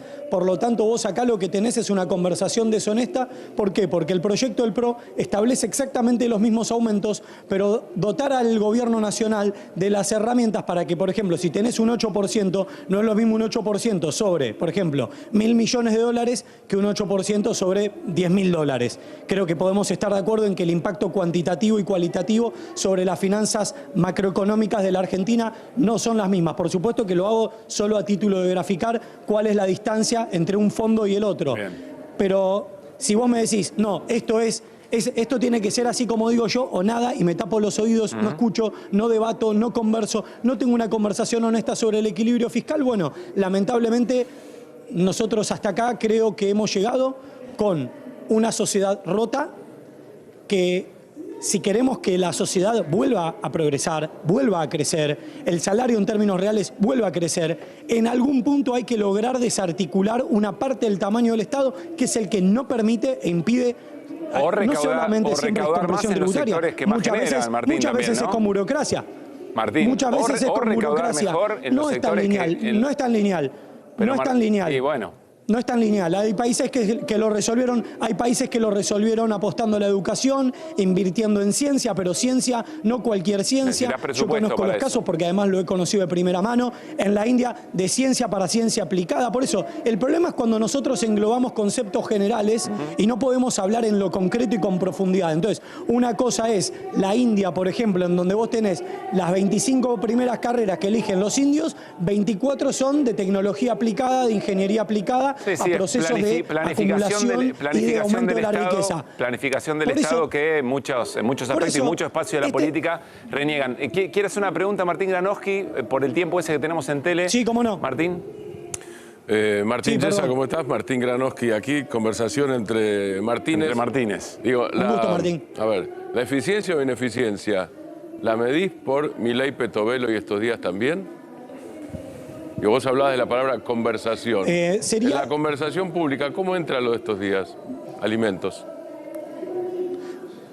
Mira, por supuesto que, a ver, por un lado, no hay una defensa posible positiva de lo que ocurrió. Digo, yo no agregaría ninguna inteligencia sobre eso, pero si me permiten, solo para enriquecer la conversación entre nosotros, siendo que me parece que hay una obviedad en que lo que pasó es malo, objetivamente malo, hay dos cosas en donde quiero agregar perspectiva. Lo primero, si el presidente de la Nación, en lo global, hacia el 2027, logra una inflación de un dígito, sin cepo, con RIGI, es decir, con inversiones privadas que dinamicen la economía, contra lo que le ha pasado a la Argentina en los últimos 75 años, un presidente logra eso, yo honestamente le daría la mano y le diría bien hecho. ¿Cómo llega a esa situación, a esa circunstancia? Va a demandar de su talento y de una conversación pública, honesta, en un momento de crisis absoluta. Suponiendo, Martín, que ese objetivo se pueda conseguir, suponiendo una cosita ahí, suponiendo que ese objetivo se pueda... El fin justifica los medios, digamos. Si puede conseguir eso, que por supuesto es una idea, es una hipótesis, ¿no? Que efectivamente lo logre y a través de las herramientas que utiliza, pues bien vale la ineficacia, por lo menos, que está demostrando Petovelo y no repartir alimentos, que vos acabas de decir, no hay defensa posible de eso. Pero se banca eso si consigue el objetivo. No, es que además eso lo deciden los ciudadanos, no lo decidimos nosotros. A mí, soy una persona con sentido común. En el acompañamiento del PRO, el acompañamiento que el PRO le puede dar al gobierno. No. Por supuesto, el tema es en dónde, cómo, de qué manera. Nosotros hoy estamos en el Congreso discutiendo el sistema previsional, cómo ellos reparten alimentos. Supongo que lo van a juzgar los argentinos el año que viene cuando tengan que evaluar en un mapa completo qué es lo que se pondera. Nosotros, soy un público sesgado. Yo pertenezco al PRO, lo decía al principio de la nota, que decía, che, Martín, vos dijiste hace unos días que esta es la peor versión del PRO en 20 años. Sí, porque poco competitiva, salimos terceros. Creo que tenemos una buena materia prima. Yo tengo 38 años, fui intendente 2 veces, hoy soy diputado nacional. Y te puedo asegurar que hay un montón de gente muy valiosa en el PRO, que tenemos una mirada eficaz del Estado, moderna del Estado, pero que no funcionó. En esto también tenemos que ser honestos, ¿no? O sea, yo voy hoy a la tele con ustedes, hablamos de estos temas y no es que la gente sale emocionada y dice, uy, qué bueno, alguien que me promete que va a ser eficaz en la administración de los recursos públicos. Entonces, lo que digo es, hay algo en donde nuestra propuesta, que es el PRO, que ha hecho un ADALIT de esto, en donde nosotros hemos tenido un axioma, nuestros principios alrededor de estas ideas, en donde evidentemente no alcanza y además estoy convencido que requiere una audacia reformar la Argentina que no funciona, ni el Estado ni la sociedad. Martín, te agradecemos mucho y ojalá se pueda hacer. Y vamos a tener una conversación con Martín aquí en piso. Por supuesto, la sesión es muy larga, todavía continúa, pero ojalá que podamos cumplir eso pronto, Martín. Teníamos el compromiso, pero bueno.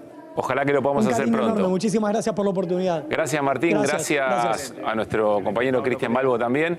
Bueno, muy importante lo que está pasando allí en el Congreso. Después vamos a volver sobre esto, porque más allá de cómo se resuelvan 2 votaciones en particular, una tenía que ver con el Fondo de Incentivo Docente y otra con una reforma de la fórmula previsional, la oposición, Hacemos Coalición Federal, la Unión Cívica Radical, el Frente de Izquierda y Unión por la Patria coincidieron en habilitar la sesión. Esto es un dato político importante. No, lo raro es que está enojado con Alberto Fernández, pero la convocatoria esta, si yo no entendí mal, era del radicalismo. Esta es una convocatoria del radicalismo que acompañó. Soy aliado de Unión por la ellos. Paz. Yo, la verdad, cada uno agarra y dice, vamos a tirar para allá, y tira y no explica nada. Pero digo, si llamaron los radicales, no sé, agarrate con los radicales. Hay no un entiendo. dato de lo que plantea Martín Yesa que me parece sumamente interesante para discutir, por supuesto, en piso, con tiempo, con elementos sobre la mesa, Sí, por eso yo no que es la retruqué, discusión sobre cómo se recauda y cómo se reparte. Pues si el problema es que vos no tenés caja para garantizar determinado tipo de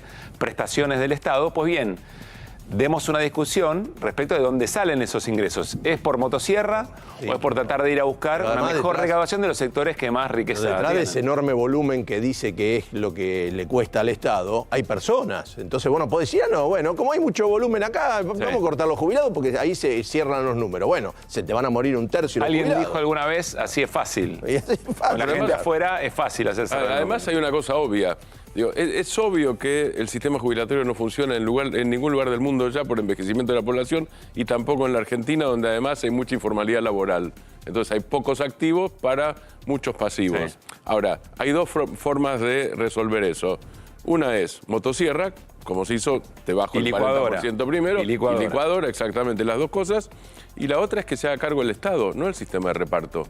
El Estado, a través de la recaudación. La discusión es larga. Una recaudación que tenés que mejorar. por esa parte. Exactamente, pero digo, a través de la recaudación y de la jubilación como tema social, no la jubilación como tema solamente de los activos. Claro. Y otra cuestión que está de moda, que a mí me ponen profundamente nervioso, es el tema de la India. Porque vio que se pone de moda nombrar, una época están nombrando Irlanda. otra Irlanda y época- la India. Ahora están se como nombra se- la India. A es con ver, I. la India es justamente donde se inventó esta cuestión de las castas, que se mantiene hasta hoy. Es decir, que no es muy ejemplo de nada. Y si además compara uno la misma población, cómo se desarrolló China en 100 años y cómo la India sigue atrasadísima al lado de China comparado con la misma población y con un montón de problemas, me parece que poner en ejemplo a la India, déjame, ponete otro ejemplo. Bueno, por lo menos está en los BRICS, ¿no? No, es un país Es la- potente, está tiene en la idea de energía los BRICS. atómica. Es la idea de los BRICS. Pero Es la idea de los el estándar de vida de la India, las condiciones de vida. A y la ver, perspectiva. estamos discutiendo todo esto en un contexto determinado, que es lo que nos va a presentar Fer Cerolini, en el contexto en que la Universidad Católica Argentina hizo su presentación respecto de los niveles de pobreza e indigencia. Una aclaración.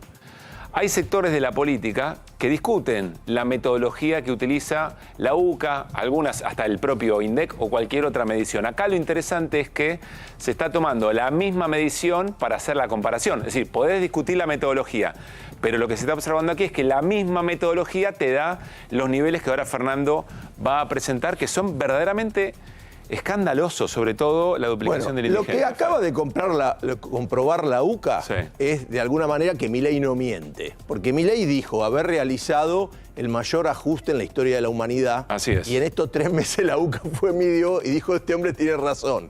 ¿Por qué? Porque vamos a tomar cómo fue evolucionando la pobreza en la Argentina y vas a ver que el salto que pegó en estos 3 meses no pasó nunca, pero no se ve que es como un fierrazo en la cabeza. Vos tenés que pensar, mira, Cristina, según la Universidad Católica, es cierto. Es grosera la imagen, pero es muy fuerte y pedagógica. Y bueno, pero los números son contundentes. Mira, Cristina se había ido en 2015 con 29% de pobres. Vamos, yo tomé los datos de la UCA. Claro, la misma metodología, Y por eso. A ver, no están tan lejos por lo general del INDEC finalmente. Sí. Coinciden con un punto de diferencia, 2 puntos. En algún momento, con el tema pandemia y con algunas cosas, se disparó la medición. Porque se miden cosas distintas. Claro, y se midió, el tema de la indigencia varió más. Pero bueno, Cristina se fue en el 2015 con 29% de pobres y 5,4% de indigencia. Sí. Macri, en su gobierno, aumentó el 29% de pobres a 40,8%. Y la indigencia pasó de 5,4 a 8,9. ¿Estamos de 10 acuerdo? y 3 puntos respectivamente más menos. Claro. Sí. Bien, Alberto Fernández, vamos a decir pandemia mediante, que eso sí, influyó a nivel mundial en todos lados, eso hizo variar los números. Bueno, sacá, si querés o no, la sequía, pasó de 40,8 en 4 años a 44. Y la indigencia de 8,9 a 9,6. Ahí se movió poco. Y lo peor de todo era que se le movió en el último año. Entonces decía, che, ahí fue la discusión que hubo respecto a Salvia. Ahora, Milei pasó en 3 meses, esto es una cosa increíble, del 44% a 55%. 11 puntos, que en no es 3 11. meses. En 3 meses subió 25% la pobreza, dejando a 24,9 millones de argentinos, 25 millones de argentinos, debajo de la línea de no poder acceder a lo que viene a ser la canasta básica total. ¿Estamos de acuerdo? Pero bueno, esa gente compensa, de pronto cambiará de alimentos, todo, pero esa gente no es la que está más en riesgo. Lo que es más terrible es lo que pasó con los que están en la indigencia. La indigencia pasó del 9,6 que había dejado Alberto al 17,5, subió el 82%. Quiere decir que de esa masa de 55% de pobres, hay 8 millones que no tienen la alimentación cubierta. Es una cantidad de gente impresionable, es la población de Chile. Estamos hablando, como hablaba recién Yesa, que le gustan hacer esas comparaciones. A ver, dijiste algo antes, Fer, que me parece importante. ¿Alguna vez en la historia se dio en 3 meses? No, ningún lado del mundo. Pero eso ni en una guerra. Yo creo que no debe haber pasado ni en Ucrania. Bueno, o eventualmente son números de guerra. Pero son números de guerra, pero no te pasa que en la guerra están preocupados por darte la comida. Lo que se te carta todo es el resto, pero la comida es lo que llega. Como en la pandemia, digamos. Si estás vivo, comés. El tema es que acá, justamente, estos números de indigencia deben tener también con la caída del tema de no envío de alimentación. Me parece, Fer, que es lo mismo que dice Milei. A ver. Si estás vivo, comés. Claro, si estás vivo, comés. Y ahora lo concreto es que volvemos a las cifras esas del famoso placa roja esa de Crónica, 58% de pobreza. La competencia. Del 2001, que fue famosa, que se ponen todos. Bueno, en la época de Duhalde, que bueno, Duhalde no es que la generó, Duhalde fue y agarró el paquete ese y dijo, bueno, vamos a ver qué hacemos acá. Y entonces, ahí tenés pobreza. En Argentina, 2023, 44,7% de la población. Y pasamos a 55,5%. Más de la mitad de la población argentina somos pobres, señores. Lamentablemente. Y la duplicación, insisto con esto, ¿no? El número, la indigencia. El número la duplicación de la indigencia es terrible. Y eso que lo que hizo en el inicio, porque yo quiero saber qué pasó en el segundo trimestre, porque en el primer trimestre lo primero que hizo él, que eso está destacado por la UCA como potable, que se duplicó la UH, para decir, chicos, como este sector no sabemos cómo vamos a llegar, le duplicamos cuando vino la devaluación del 118. Bueno, y acá tenemos la otra, acá tenemos la placa de indigencia en Argentina, 2023 pasamos de 9,6% de la población a 17,5%. Esto es realmente... El indigente es la persona que uno ve que está revolviendo y comiendo, tratando de comer, que a veces comida de la basura. En una manera de ejercer el periodismo un poco menos fundamentada, etcétera, alguien diría contala como quieras, ¿no? Pero esta es la estadística. Insisto, se puede discutir la metodología de la UCA, pero es UCA contra UCA. Sí, siempre le molestó a todos, pero nunca la UCA dio una cosa así. Nunca dio una... Misma medición contra misma medición. En este contexto se está discutiendo la crisis de los alimentos, la crisis del gabinete, que ya incluye sospechas muy fundadas de corrupción que tendrá que resolver, por supuesto, el Poder Judicial, y un gobierno que sigue exacerbando y sigue vitoreando la motosierra. Hay una placa más con donde quiera que vaya el gobierno, el presidente Javier Milei dice y se ufana de haber hecho, como decía Fernando, el ajuste más brutal. Brutal es una caracterización que utiliza el propio presidente, que ha utilizado de toda la historia planetaria, digamos. Además él lo dice, así como todos se quejaban contra la UCA, él al revés dijo, yo voy a hacer el ajuste mayor, entonces no va a decir nada de estos números, ¿qué va a decir? Acá el tema está sobre quién iba a recaer efectivamente. Claro, y hay una placa que tiene en la UCA que también puso sobre el tema de niñez, que siempre realmente son escalofriantes las cifras, no sé si porque me estaban diciendo que la iban a poner. No sé si tenemos una placa sobre niñez, si no la compartimos. No, me habían dicho, por eso pensé que la estaban por poner, entonces quería... Bueno, nos vamos a ir a la tanda. Atención con lo que viene en lo que nos queda de QR. Ahí está la placa, Fer. 23% de niñas y niños de entre 3 y 5 años no va a la escuela formal. 35,3% de los jóvenes de 18 a 29 años no terminó la secundaria, parte de otro registro. Que sacó la UCA hoy, que son números preocupantes, ¿no? A ver, lo que nos queda de QR... más allá de que nos apasiona lo que hacemos y queremos siempre poner muy en pantalla y de manera frontal el trabajo de nuestra producción, son 3 cosas que aparecen como muy interesantes. Primero, la familia de la Torre. Salió expulsado Pablo de la Torre de la Secretaría de Niñez, de Infancia, etcétera, dentro del Ministerio de Capital Humano, al grito de corrupto. Nos estafó. Vamos a hacer una biopic Una suerte de semblanza de la familia de la Torre, porque Joaquín de la Torre, su hermano, también es alguien muy importante en la trama de La Libertad Avanza, más allá de que haya cambiado de escudería varias veces, y seguramente ha tenido una repercusión en él, esto que ha ocurrido con su hermano. Porque vamos a hablar de México, lo prometimos ayer. Morena, el espacio político Andrés Manuel López Obrador, ganó con muchísima diferencia respecto de la derecha. Y vamos a hablar con alguien de Morena desde México, porque tiene una promesa la flamante presidenta.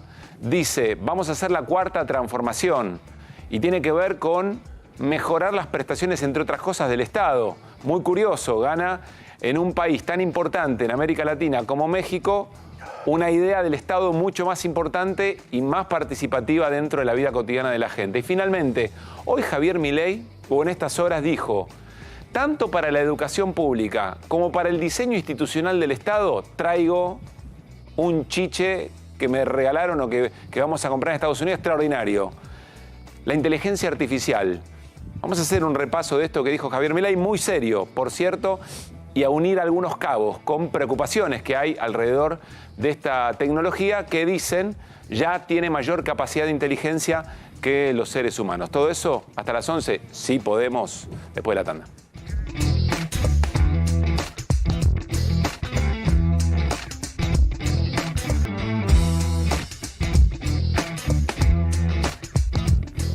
Muy bien, seguimos en QR, nos queda bastante camino por recorrer, pero quiero que focalicemos en lo que nos contaba Fer Cerolini hace un rato, lo que la UCA muestra, la Universidad Católica Argentina, porque todo lo que hicimos, de todo lo que hablamos en la primera hora y un poquito más de este QR, más todo lo que falta, todo eso se da en este contexto, en el contexto de estos números que vamos a seguir compartiendo, de una pobreza que aumentó en el primer trimestre al 55,5%, con 25 millones de argentinos y argentinas en esa condición, en esa situación, y sobre todo con el número de indigencia. Un número de indigencia que en el primer trimestre, que en 3 meses se duplicó, que pasó de 9 puntos a casi 18 puntos. Cualquier cosa que discutamos tiene que tener este nombre.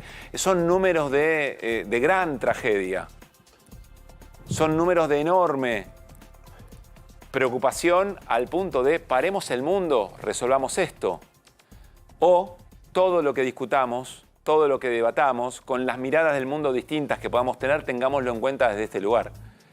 Que hay algo inédito en la propia jerga del gobierno y específicamente de Manuel Adorni. Duplicar la indigencia en 3 meses, inédito.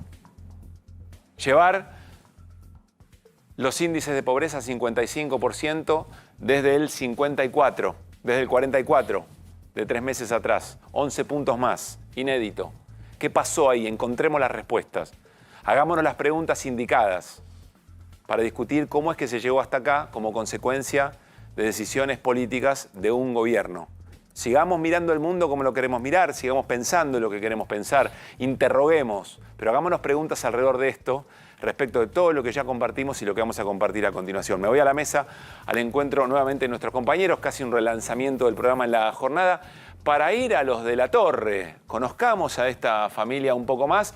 Recordemos, Pablo de la Torre es el secretario de Capital Humano, que sale eyectado, señalado, marcado por el propio gobierno, denunciado por el propio gobierno al grito de, bueno, acá volaban contratos, hacían caja, compraban dólares y además hubo negligencia en el manejo de los alimentos que se habían guardado en un depósito. Martín. Pablo de la Torre es exsecretario de Niñez y Familia. Nosotros lo presentamos aquí como el chivo expiatorio.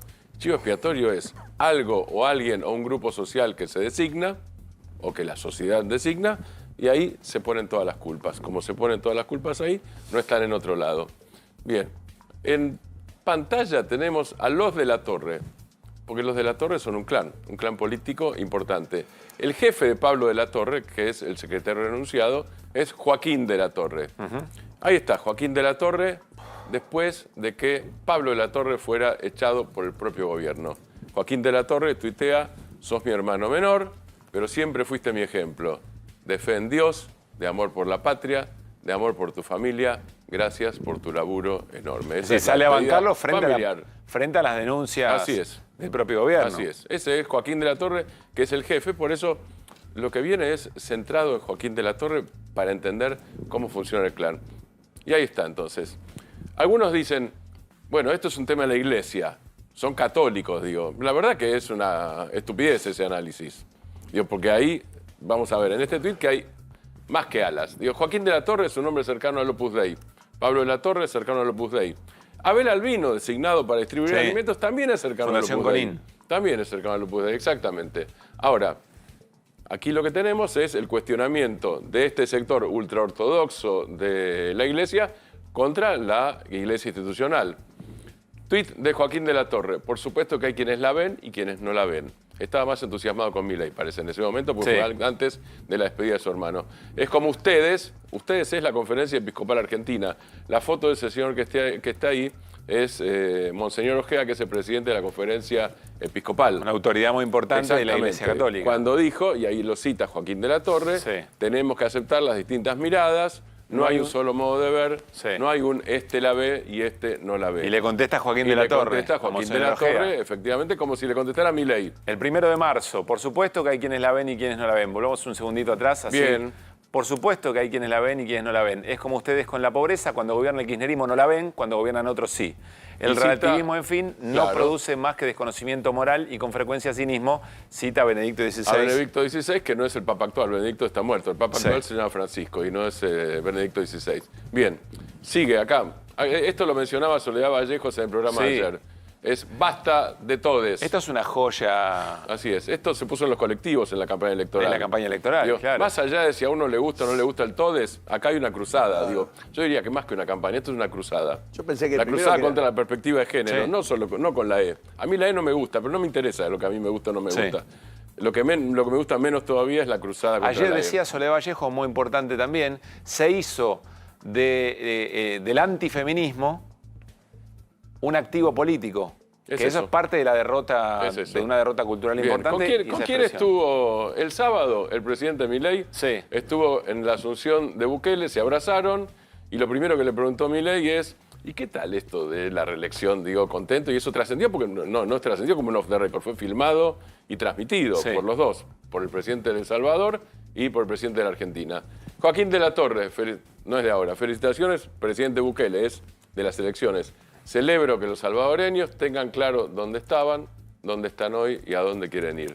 Todo eso a pesar de los intentos desesperados de toda la izquierda del planeta. Bueno, ahí también coincidencias con Milei respecto a la casa de zurdos, digamos. Exactamente. A ver, Joaquín de la Torre, seguimos con Joaquín de la Torre. ¿Qué más? Ahí está. Esto es, de nuevo, fíjense quién está ahí. Ese señor, hay un señor con más pelo que es Joaquín de la Torre. Hay otro señor de menos pelo, que es Eduardo Bolsonaro. Esto es una nota de perfil de hace 2 años, del 2022, que dice Joaquín de la Torre inició sus recorridas por el conurbano bonaerense. Campaña es esto, Joaquín de la Torre, recordemos, fue precandidato a gobernador de la provincia de Buenos Aires. Por el conurbano bonaerense junto a Eduardo Bolsonaro. Eduardo Bolsonaro es el hijo de Jair Bolsonaro, que además es diputado nacional del bolsonarismo, sigue siendo diputado federal en Brasil. Eduardo Bolsonaro además es uno de los dirigentes más importantes de la internacional de la extrema derecha. Recuerden, Milei estuvo en el acto de Vox, Milei estuvo en los Estados Unidos con Trump y también con Cast, un neonazi chileno. Eduardo Bolsonaro es una pieza clave, no es folclórico esto. Claro. A ver, y hay algo más, mirá. A ver si hay algo más. Esto es Pablo de la Torre, el despedido. Tengo la conciencia y las manos limpias. Me enorgullece haber dado junto a la ministra Petovelo la batalla contra los gerentes de la pobreza. No me voy a dejar amedrentar por los kirchneristas infiltrados en el gobierno. Muerto antes que sucio, dice el 1 de junio, hace unos días nada más. Pero acá no lo habían denunciado. Pablo de la Torre. Acá todavía no lo habían denunciado, ¿no? Evidentemente no. Infiltrados era una palabra de 1975, de las peores épocas de violencia de la Argentina. De verdad que la palabra infiltrados en la política, digo, si son empleados, son empleados. Si es política, es política. Aquí no hay infiltrados, estamos en democracia. Te hago esta pregunta, Irina, porque entiendo que hoy Leila Gianni, después de estar con cámara y confrontando con Grabois, subió un par de pisos por la escalera. Sí, fue a ratificar la denuncia justamente contra Pablo de la Torre. Y la verdad que hizo una exposición ante el fiscal Ramiro González bastante sorprendente. No solamente porque cuenta con una especie de naturalidad el relato que hace, ¿se acuerdan que ayer hablábamos de Fefe, un funcionario, Federico Fernández, Sí. que es el que contó cómo era el mecanismo sospechado de designación con contratos de la Organización de Estados Iberoamericanos? Bueno, ella contaba con mucha naturalidad cómo eran estos contratos que se habrían usado para pagar sobresueldos, para pagarle a gente que no estaba designada y para cambiar dólares también, que terminaban en Pablo de la Torre, siempre según el relato de este funcionario. Ahora, lo que ella cuenta es, viene este funcionario, nos cuenta toda la historia, porque había aparecido en la televisión. Entonces, bueno, le fuimos a preguntar y nos contó. Y después que nos contó en Capital Humano, agarramos y lo llevamos al Ministerio de Trabajo, al área de trabajo, lo llevamos nosotros para que repitiera ahí todo lo que nos estaba contando. A ver si se entiende. Es como si estuvieran contando que lo metieron en un auto y lo llevaron a la fuerza a que contara ante un escribano. Que contara la historia ante un escribano, la misma historia, que además estuvimos... O sea, lo arrepintieron, podríamos decir. Sí, de pero alguna esperá, manera. porque este hombre llamó a sus abogados Sí, y sus abogados bien le aconsejaron no firme nada ante el escribano. sí. Y el hombre no firmó. La denuncia ante la Oficina Anticorrupción está basada en el relato de este hombre que no firmó y que Leila Gianni... Este es un dato muy O sea importante. que palabra contra palabra es lo que está diciendo vos en todo caso. Es sí, eso, pero no más que además- eso. Es eso. No hay ningún registro. No hay registro, Claro. pero además de todo, es impresionante que esta funcionaria esté contando cómo lo llevan a este hombre prácticamente secuestrado Sí. a declarar ante un escriba obligado, ¿no? A denunciar a Pablo de la Torre, a denunciar a su superior. Exactamente, a Pablo de la Torre y a otras Bien. personas del equipo de él que ya no están más. Este Fernando Fernández es también la persona que trasciende, yo realmente no es algo que lo tenga corroborado, que también Sí. lo habría amenazado el culata, uno de los culatas. Uno de los custodios. De los Sí, custodios. había un fierrito ahí, dice. De Gianni, otro que andaba... Que también Bueno, había le un gusta, fierrito le en la gustan los escena. Sí, Bueno. sí, en ese lugar. Atención con esa esto es que la cuenta, historia. que cuenta Irina, es muy importante. No firmó nada el que dijo que Pablo de la Torre había sido el responsable de todos los chanchullos y que nada tenía que ver la ministra Petovelo en una situación por lo menos de amenaza según la reconstrucción de la escena. Veremos si esto se investiga y hasta dónde llega.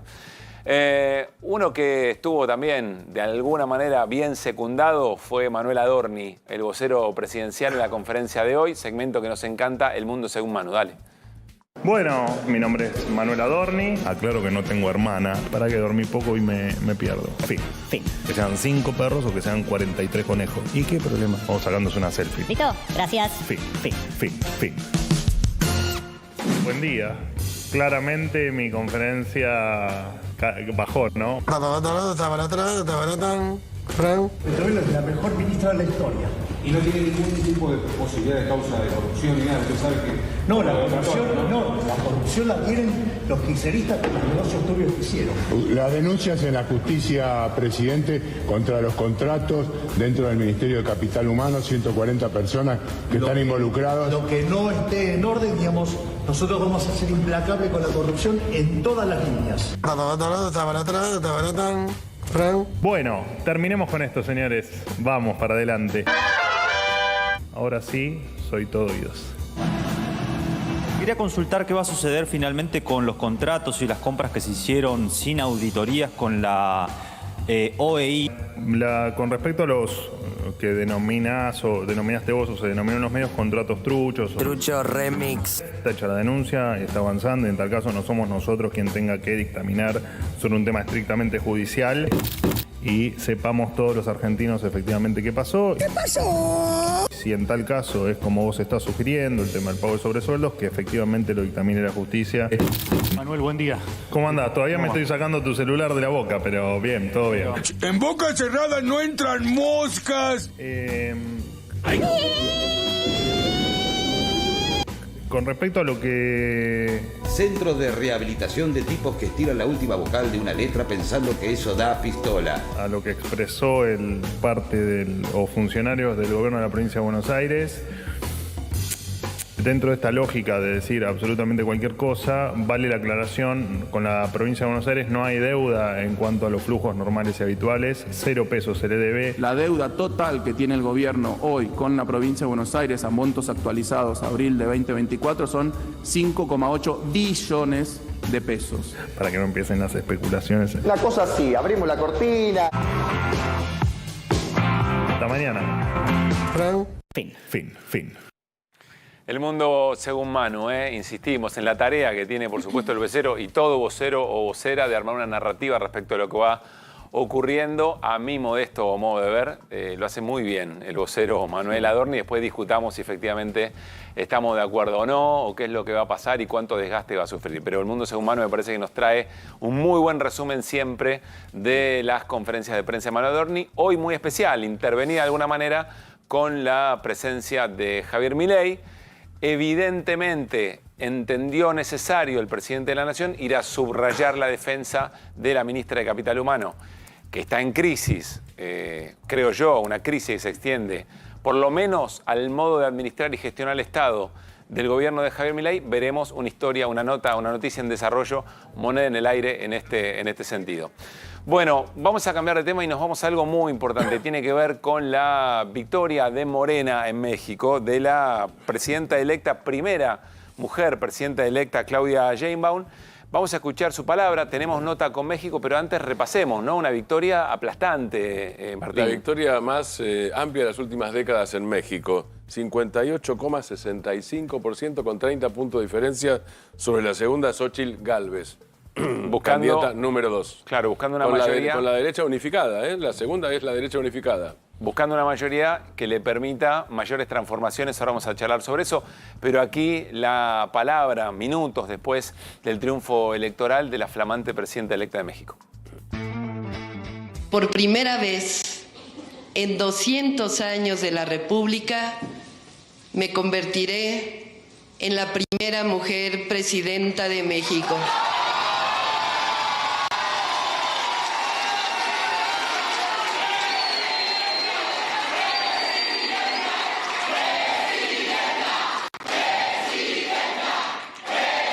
Como lo he dicho en otras ocasiones, no llego sola, llegamos todas, con nuestras heroínas que nos dieron patria, con nuestras ancestras, nuestras madres, nuestras hijas y nuestras nietas. Felicito a todas y a todos los mexicanos que el día de hoy, con su participación, demostramos que México es un país democrático, con elecciones pacíficas.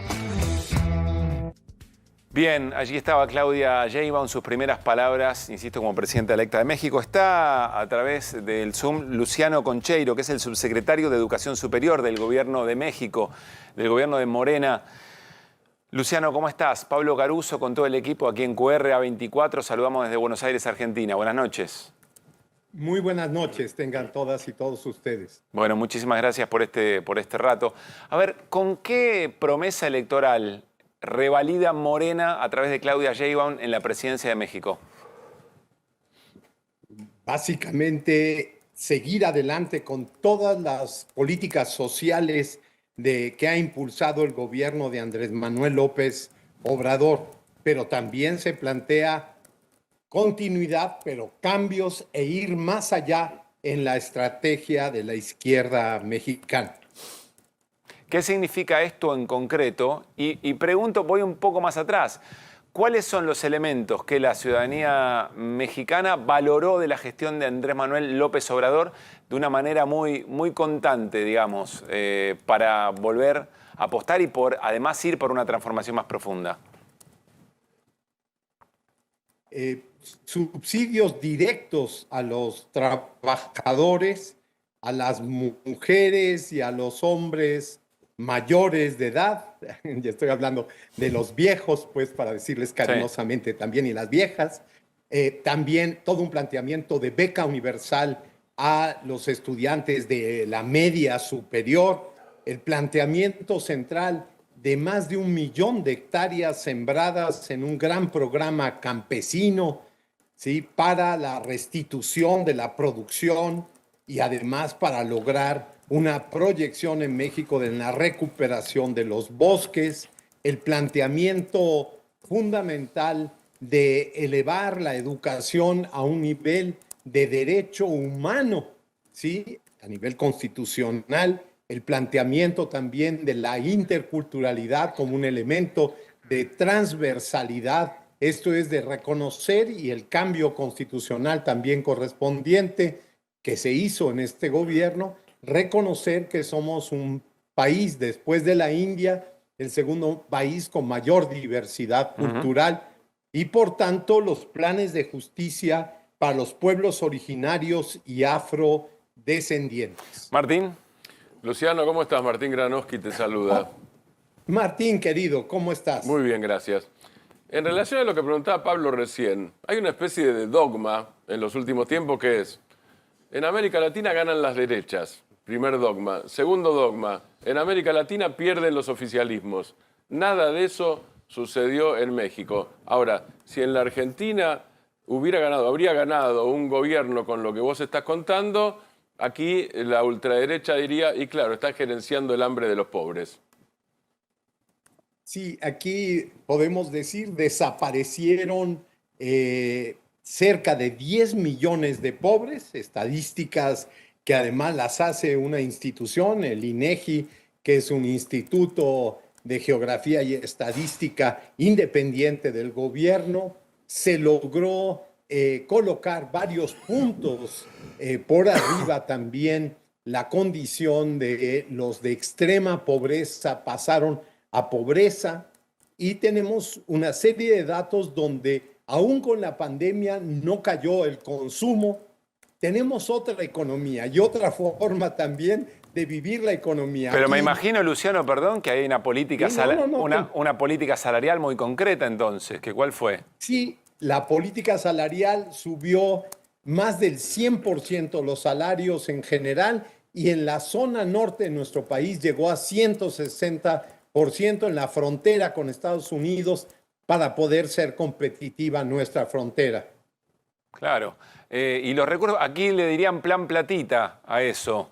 ¿Los recursos cómo se obtuvieron? Es decir, ¿cómo se recaudó? Los impuestos, no hubo subida de impuestos. Esto es muy importante porque ese fue el compromiso, y todo salió de la corrupción que hay gigantesca en México, particularmente la exención de impuestos a los grandes capitales.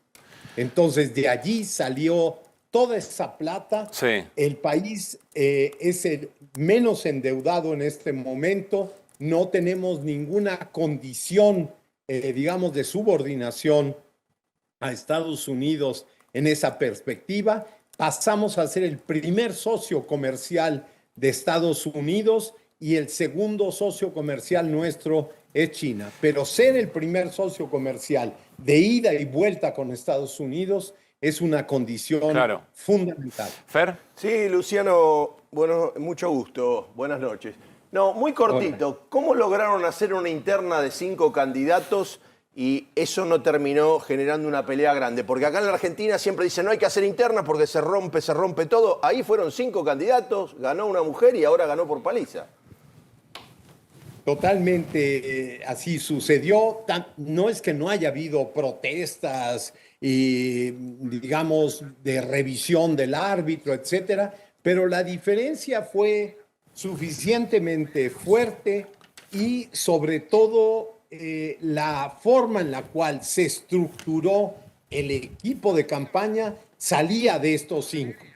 Y otra cosa que es central, a lo mejor poco entendible fuera, nosotros concursamos en una tómbola, esto es, a la suerte corremos con todas aquellas figuras de elección de partido para evitar la reproducción de los grupos de partido poderosos internamente, y entonces con esto se rompe la consolidación de las mafias partidarias. Perdón por decirles así. No, está muy bien.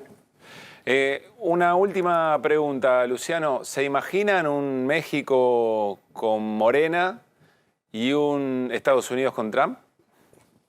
Sí, nos lo imaginamos. Voy a decir algo terrible y políticamente incorrecto. A este país le va mejor cuando tenemos un republicano que cuando tenemos un demócrata. No, lo estoy diciendo en esa paradoja. Creo que logró Andrés Manuel López Obrador una relación con Estados Unidos radicalmente distinta hasta en términos económicos. Estamos incluidos en el proteccionismo norteamericano de América del Norte, está incluido México como en la lógica aún proteccionista. Estamos ante las inversiones de capital extranjero más altas de nuestra historia y la gran disputa es pasar de la manufactura, digámosle así como se plantea aquí, a la mentefactura, donde digamos, todo el planteamiento del general intellect, del intelecto general, queremos que es el que se acabe imponiendo. Un dato desde la perspectiva nuestra, si me permite. Sí, claro, Luciano. Tenemos 600,000 nuevos estudiantes desde que llegamos al gobierno de educación superior. El 75.5% de esos 600,000 son mujeres. Hoy día no hay un solo estado en nuestro país que no sea mayoría las mujeres en la educación superior, tanto las estudiantes como las profesoras y las trabajadoras en general de nuestras instituciones de educación. Esto es un cambio cultural poderosísimo. Nos imaginamos entonces eso que decían ustedes, después de 200 años de república, que arranca en 1824, vamos a tener a la primera mujer de izquierda científica, una gente brillante realmente, con un doctorado de estos en todo lo que es cambio climático, todo el tema de energía poderosísima. Claudia ha levantado un cariño increíble. Creo que, Martín, ¿te acuerdas de cuando estuvimos en Claxo, México, ¿no? En el Consejo Latinoamericano de Ciencias Sociales en México, el gran grito en el auditorio de la Universidad Nacional Autónoma de México que no paraba diciendo presidenta. Y Luciano, muchísimas gracias y felicitaciones a Morena. Seguiremos muy de cerca el desarrollo de las políticas públicas en este contexto regional tan especial además. Gracias. Con gusto, hasta luego. Física de formación, Claudia Sheinbaum, si no me equivoco. Física. Bueno, nos vamos a ir a una muy breve tanda. Título de lo que vamos a hablar del dólar. Título para después de la tanda, Fer. No, sigue candente el tema y está muy observado el mercado y además volvió a ser muy baja la compra de reservas. Lo ponen números en un ratito nada más después de esta tanda.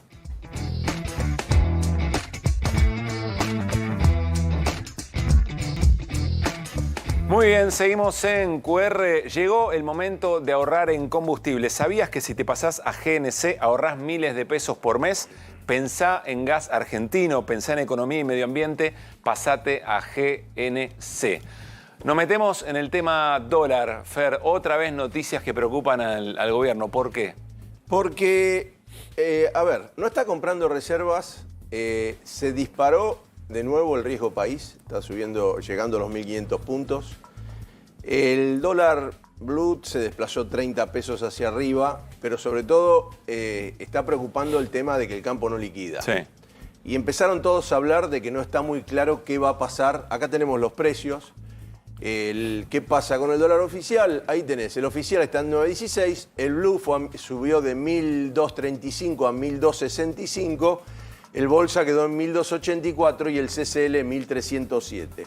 Ya de ahí es difícil que esto vuelva a bajar. Pues que hay un nuevo piso. Hay un nuevo piso, sí, hay un nuevo piso y ya empieza a haber, todos hablan de las inconsistencias del modelo. Se está operando, no es que compra poco solo el Banco Central, sino que se opera poco. Entonces lo que están dando para que los importadores puedan traer,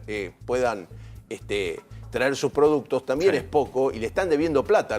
Muchos han ahora va a tener que empezar a sus pagar propios. el 100% Están, de las claro, por eso, importaciones. pero no lo está haciendo, bueno. A ver, te doy repasemos no te esto. doy Tenés el pago a las importaciones que van al 100, tenés el tema del swap con China. El swap con China, que son 2.900 millones. Que por lo menos hasta ahora no hay una negociación fructífera, por lo menos. Pero además vence este Hasta mes. ahora no se sabe, ¿no? No, aparentemente O sea, no yo se creo. sabe qué pasa con los chinos, Pero ¿no es además cierto? lo que sí se sabe de los chinos es que estuvieron estudiando cuánto es que compraron en los primeros 6 meses, en los primeros 4 o 5 meses en la Argentina, porque los números no llegan ahora, llegan a marzo, abril, y bajó la Argentina era uno de los principales compradores de los productos argentinos y uno de los principales. Sí, para que se China llevan. de los argentinos y al se revés, llevan. Y China, bueno, el intercambio cayó, estaba Argentina, China era segundo, creo, detrás de Brasil, pasó a cuarto. Es decir, que están diciendo, bueno, no nos quieren, nos vamos a casa. Pero compramos en otro lado, están comprándole mucho a Brasil, e inclusive a cosas a Estados Unidos que nos compraron a nosotros, porque entonces tenés son memoriosos. Crisis del swap con China más crisis del intercambio comercial. Ya dijimos lo de las importaciones. Las importaciones, tenés el tema de que, por ejemplo, la liquidación de la soja y de los aceites, que Argentina es una gran potencia aceitera a nivel mundial, hoy salió que otro dato es, la Cámara Aceitera dijo, aumentamos la liquidación un 37% respecto a abril. Y vos decís que bien, pero un 37% menos que el año pasado, que había sequía. No están liquidando, no están ni el complejo aceitero ni los vendedores de soja. Hoy escuché decir a alguien que tuvo mucha responsabilidad en la economía argentina que hay que prestarle más atención de la que se le está prestando en función de las necesidades de dólares que tiene el gobierno o la economía argentina en este momento, más que al RIGI, al blanqueo.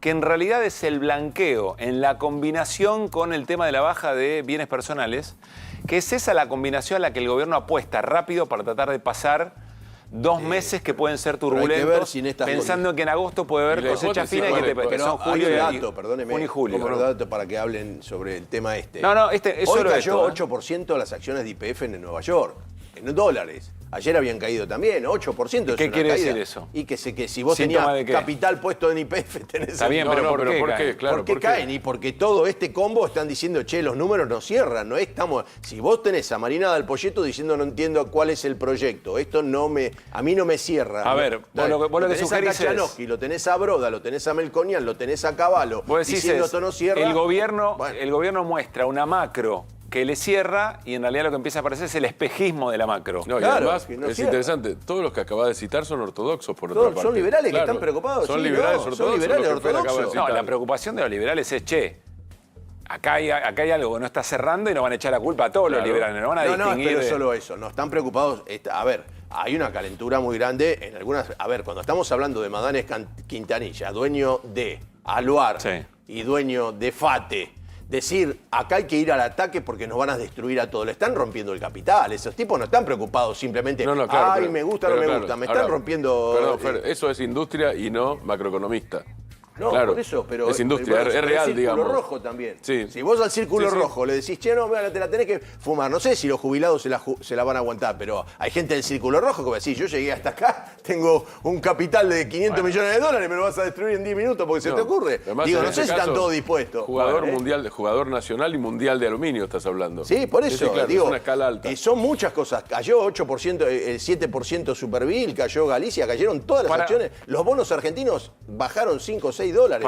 Para redondear, digamos, ¿no? Arrancamos el programa con una crisis muy profunda política del gobierno con el tema de los alimentos y la corrupción. Los contratos voladores que hacían caja y con los que se compraban después dólares. Seguimos con el aumento de la pobreza, es decir, la recesión muy profunda, fierrazo en la cabeza, dijo Fer Cerolini, respecto de la micro. Y lo que nos está contando Fer es que la macro también está haciendo ruido y se va armando o vamos notando que hay un espejismo. Esta es la escena del gobierno, por eso decíamos en el pase con Orlando Graña, en el especial de A24 sobre la crisis de los alimentos, decíamos cuidado porque más que crisis de los alimentos, se está convirtiendo en crisis de gobierno. Nos estamos yendo. Quiero ver, ¿tenemos tiempo, Woody, para vender lo que vamos a trabajar mañana? Una definición de Javier Milei de algo que se trajo de los Estados Unidos y que tiene que ver con educación pública y con el diseño institucional del Estado. Presten atención, mañana en profundidad nos vamos a ocupar de la inteligencia artificial. ¿Sabe qué? Tengo más malas noticias para los corruptos, que me las traje de Estados Unidos. ¿Sabe qué? Digamos, por ejemplo, la empresa Meta tiene todo un sistema armado para formación de capital humano, para educación de la gente, para que, digamos, usted pueda armar una carrera. Y adivine que ya se lo plantea la ministra Petovelo, a partir de mañana empezamos a hacer los contactos con la gente de Meta para implementar inteligencia artificial en la formación de nuestros hijos. ¿Qué te parece?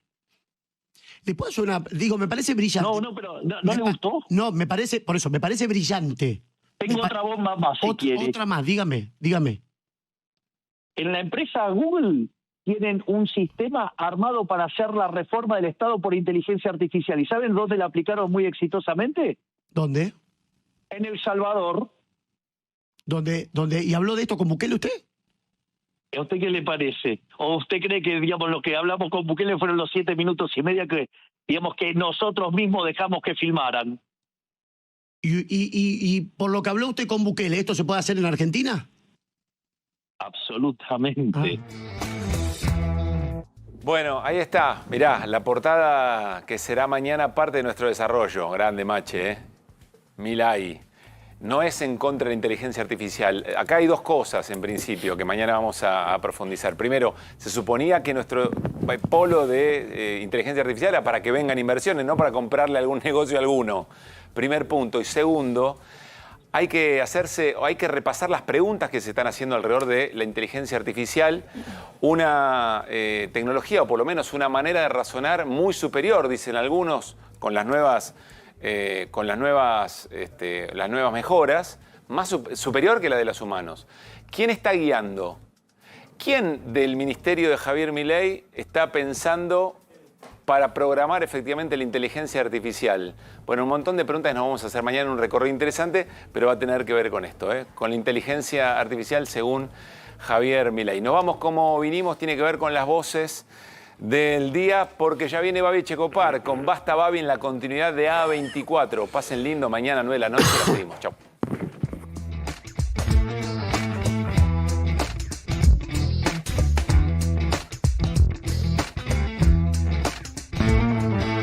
Dijeron que nuestro comedor no existe, que es fantasma, al cual dieron una dirección falsa. Esta es nuestra dirección. Calle 885, 1360 es el número. Tengamos el bloque radical, el bloque del PRO, la Libertad de Avance, y juntos hagamos un interbloque, ¿no? Un bloque que trabaja medianamente juntos. En Quilmes, que dejó comida podrirse porque Massa no ganó y está toda llena de caca de rata. Este programa de salida del cepo, que podamos armar un paquete donde nos presten 10, 15 mil millones de dólares entre el fondo, BID, Banco Mundial, CAF, etcétera. Así como levantaron una ley base del Congreso porque empezaron a perder la votación, ojalá el calor del pueblo trabajador en la calle el día que se trate en el Senado los haga retroceder a aquellos que tienen alguna mínima duda o aquellos que están prestando los votos porque no tienen convicciones para decir que lo hacen por convicciones. Vamos a mantener un gobierno del pueblo, por el pueblo y para el pueblo. Uno conoce lo que está pasando, las necesidades de la gente, y de pronto ve una foto, un video con todo ese alimento que no se reparte. Es muy fuerte, evidentemente no es inexperiencia, no es ineptitud, sino es una política. Ya se lo plantea la ministra Petovelo, a partir de mañana empezamos a hacer los contactos con la gente de Meta para implementar inteligencia artificial en la formación de nuestros hijos. ¿Qué te parece? Está creciendo la demanda en los comedores de las parroquias y capillas que acompaña Cáritas Nacional. Eso significa que no alcanzan. Que no alcanza. Martín se crió allá en Buenos Aires, no conoce ningún barrio de nuestra ciudad, menos conoce el interior de la provincia, entonces lejos puede saber de la necesidad de los riojanos y los riojanos. Dicen que son 465.000 kilos de leche. ¿Alcanzan 4 camiones? En este momento, eso no 4 camiones no alcanza para eso, van a ser más vehículos. En este momento yo acá tengo 23 personas, acá, más los conductores de los 4 camiones. ¿Van a interrumpir al otro? Doctor Grabois, limítese al motivo de la apelación. ¿Le puedo preguntar a usted, señor juez, ¿vale interrumpir al otro? Usted no puede preguntarle a un juez. Le pregunto a usted, señor juez, ¿vale preguntarle al otro? Es lo mismo que... A ver. Muy bien, entonces, ¿vale que un representante del Estado interrumpa una audiencia y acá los 3 jueces no hacen absolutamente nada? Caputo está más firme que todo el edificio este. Digo, es el mejor ministro de Economía de la historia.